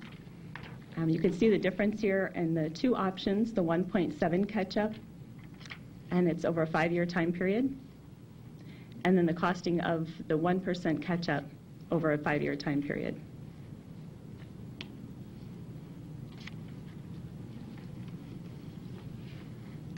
The third issue we wanted to discuss today was the non-union step structure issue. Going back to a resolution at the end of 2011 that it started, was effective January 1st of 2012, there was a resolution to allow those that were at the maximum of the non-union structure to have an additional 1% added to their base. And there was no movement to the step structure at that point in time. So what that resulted in was people that were at the maximum step actually receiving 1% over that maximum step, therefore no longer fitting into the step structure plan. At this point in time, that affects 36% of the non-union step employees. They're actually 1% over the maximum. We call it our 9+. And what we're concerned about is that currently 14.2% of employees are now at that maximum step that were not in 2012. So they will remain at the maximum step, whereas the 36%, or excuse me, 36% are over that. So at some point in time, when if an employee's been here 10 years, 15 years, and they're in the same position, they're paid the same. In this scenario, the group that was given that 1% extra in 2012 will always be 1% over, 10 years into employment, 15 years into employment, and those that reach the maximum step after that will always be at the maximum and not have that additional 1%. So it creates an inequity. We have a couple recommendations for how we can make this more equitable going forward. Option 1 would be to increase the maximum step, increase everybody to the maximum step. If we recommend, say, a 3% increase to the step structure, or if we do a catch-up, say, 4%, we would effectively reduce by 1% those that are already over 1%. So in other words, if we have a 3% increase to the step structure, the folks that are already 1% over the max would receive a 2% increase. And as you can see from the notes, so that's actually a cost savings over the estimated cost of the increase, because 36% of those people would receive, say, a 1% less increase. Option 2 would be to move that maximum step up 1% greater than the other steps. So if we move the entire step structure up, say 3%, but we move the maximum step up 4%, it would equalize. The folks that are already 1% over would take a 3% jump. Those that are at the max would have a 4% jump. And option 3 is kind of a hybrid, and this was a great suggestion from Commissioner Kraft to kind of combine the two options. Those that would be over max would receive a 0.5% less increase. So if we recommended, say, a 3% increase to the structure and had a 2.5% increase would be given to those people that are already 1% over the max. And then in addition, we would increase that top step by an additional 0.5%. So then everybody would be equal on that last step again.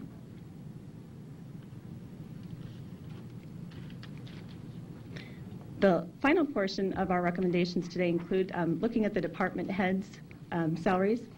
We had, as mentioned, talked about this in the strategic planning meeting. We did not find any major issues or problem with the exception of a couple points, so that was the good news. We do have one position that lags both external and internal comparisons, and that is in the purchasing agent position. This position is currently paid at $84,477, and other county comparisons averaged $94,368. The predecessor in this position was paid $105,096 when he left the position in 2011. We also are making a recommendation that the department head and the Deputy Director of Corrections be looked at, the Director of Corrections and Deputy Director, this department is accountable for the health and well-being of those that they serve and their staff. And we compared that to the administrator of the health center. The risk within both of these departments can be as severe as life and death, and they are both vital 24/7 operations.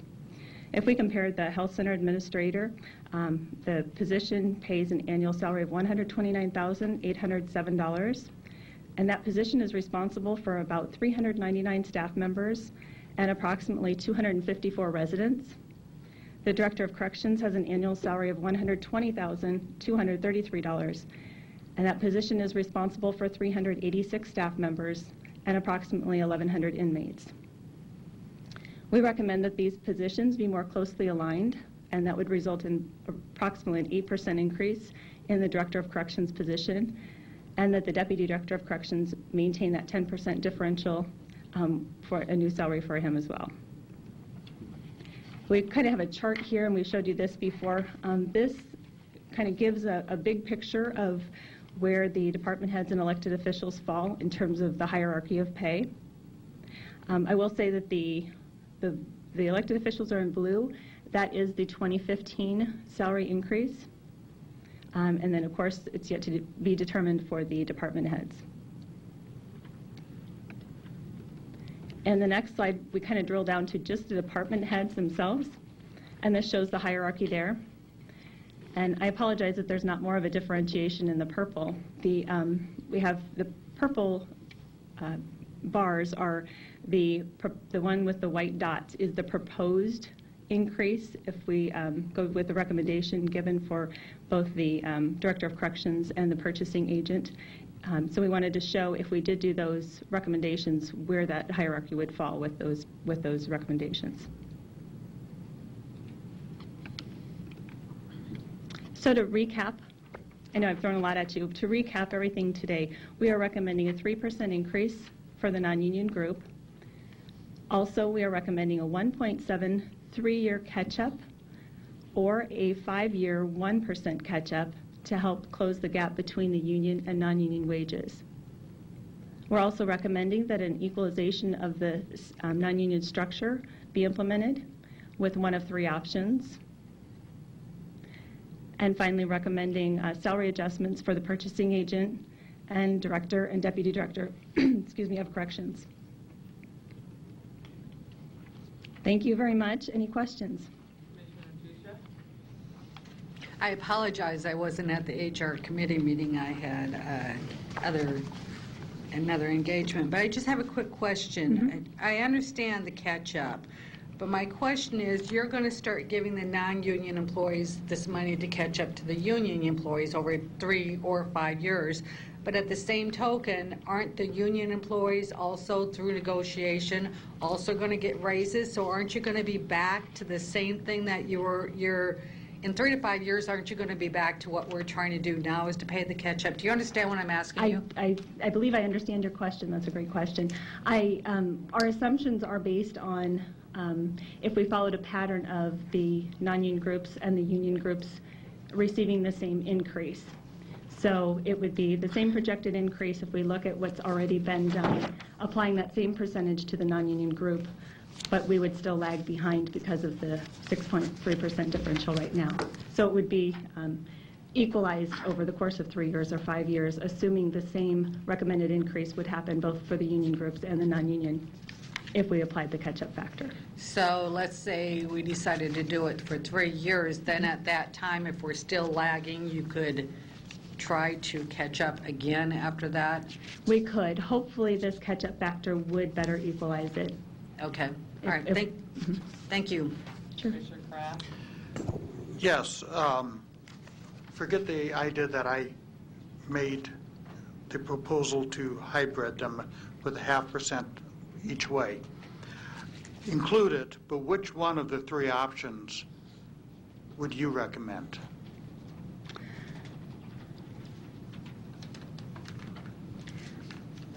It would be nice to keep the salary structures the same increments with all steps. I think it just kind of keeps it cleaner. This may be affected by the perception. Those that are receiving 1% over may feel frustrated about receiving excuse me, less of an increase than those that are receiving 3% or 4%. They technically have been receiving more than the maximum step. So in essence, they've been advantaged over the past couple of years of receiving more than the maximum. So I think it's a difficult situation maybe for us to do the full 1% difference. I do like the hybrid approach. It keeps the steps fairly consistent with the percentages of difference between each step, and it also creates less of a difference in the increases being given to those that are currently over the maximum. So if you were in my position, you would choose option 3? I would. That's what I wanted to know, because I didn't want preference given it to it because I came up with it. I just wanted an honest opinion. I think it was a great suggestion. Thank you. Any other questions or comments? So what will occur is we'll have a chance to take this and kind of absorb it, and then we'll bring back the resolution sometime in December in one of those meetings. So between now and then, if you have any other further comments or questions or whatever, get with Lee or whoever. Commissioner Kraft? My buttons weren't working, and I was trying to see if they were working now, and they are. Okay. Don, did you want to say Thank you very much. Thank you. Don Klein, Douglas County Attorney. I'll be very brief. I just wanted to thank Human Resources, Lee and Debbie and Mark for their hard work on this area. And that's the purpose of the county having a human resource department, is to do these kinds of studies and see where we're at. I would just echo that, you know, my employees, attorneys and support staff are non-union, and that we would go along with that request for the 3% with the catch-up factor in there that has occurred over the years. So I'm appreciative of that. I think it's important. I think that it's important for the kind of people that we have working there, the quality kind of people that we have, and I know my office, I can speak for the Public Defender's Office also, and the non-union offices, that we maintain at least and get rid of any disparity between the union and non-union employees. So that's all I really have to say. Thanks, Don. Thank you. Okay, so again, take this, study it a little bit. If you have any further questions, get a hold of Lee, and we'll bring it back on the agenda. Okay? Thank you, County Board members. Thank you. With that, we do have need for an executive session for litigation, personnel, and union negotiations. Is there a motion to go into executive session? Please vote. And as you're voting, a reminder that there is an administrative services committee meeting immediately following the county board meeting, and we may take a break in between there just to grab some lunch. So Then there's a finance committee meeting that was mentioned earlier, but again, it's that, Thursday, November 20th at 11 in room 903. And then this begins the reminder that the board will not meet November 25th. So our next scheduled meeting is December 2nd. The county offices will be closed Thursday, November 27th, and Friday, November 28th, in observance of Thanksgiving. And then due to the holiday, the deadline for submitting items for the December 2nd, 2014 agenda will be Monday, November 24th at 3. And then our last scheduled Board of Commissioners meeting will be Tuesday, December 16th. And then our first one for 2015 will be January 13th. So with that, let us go into executive session.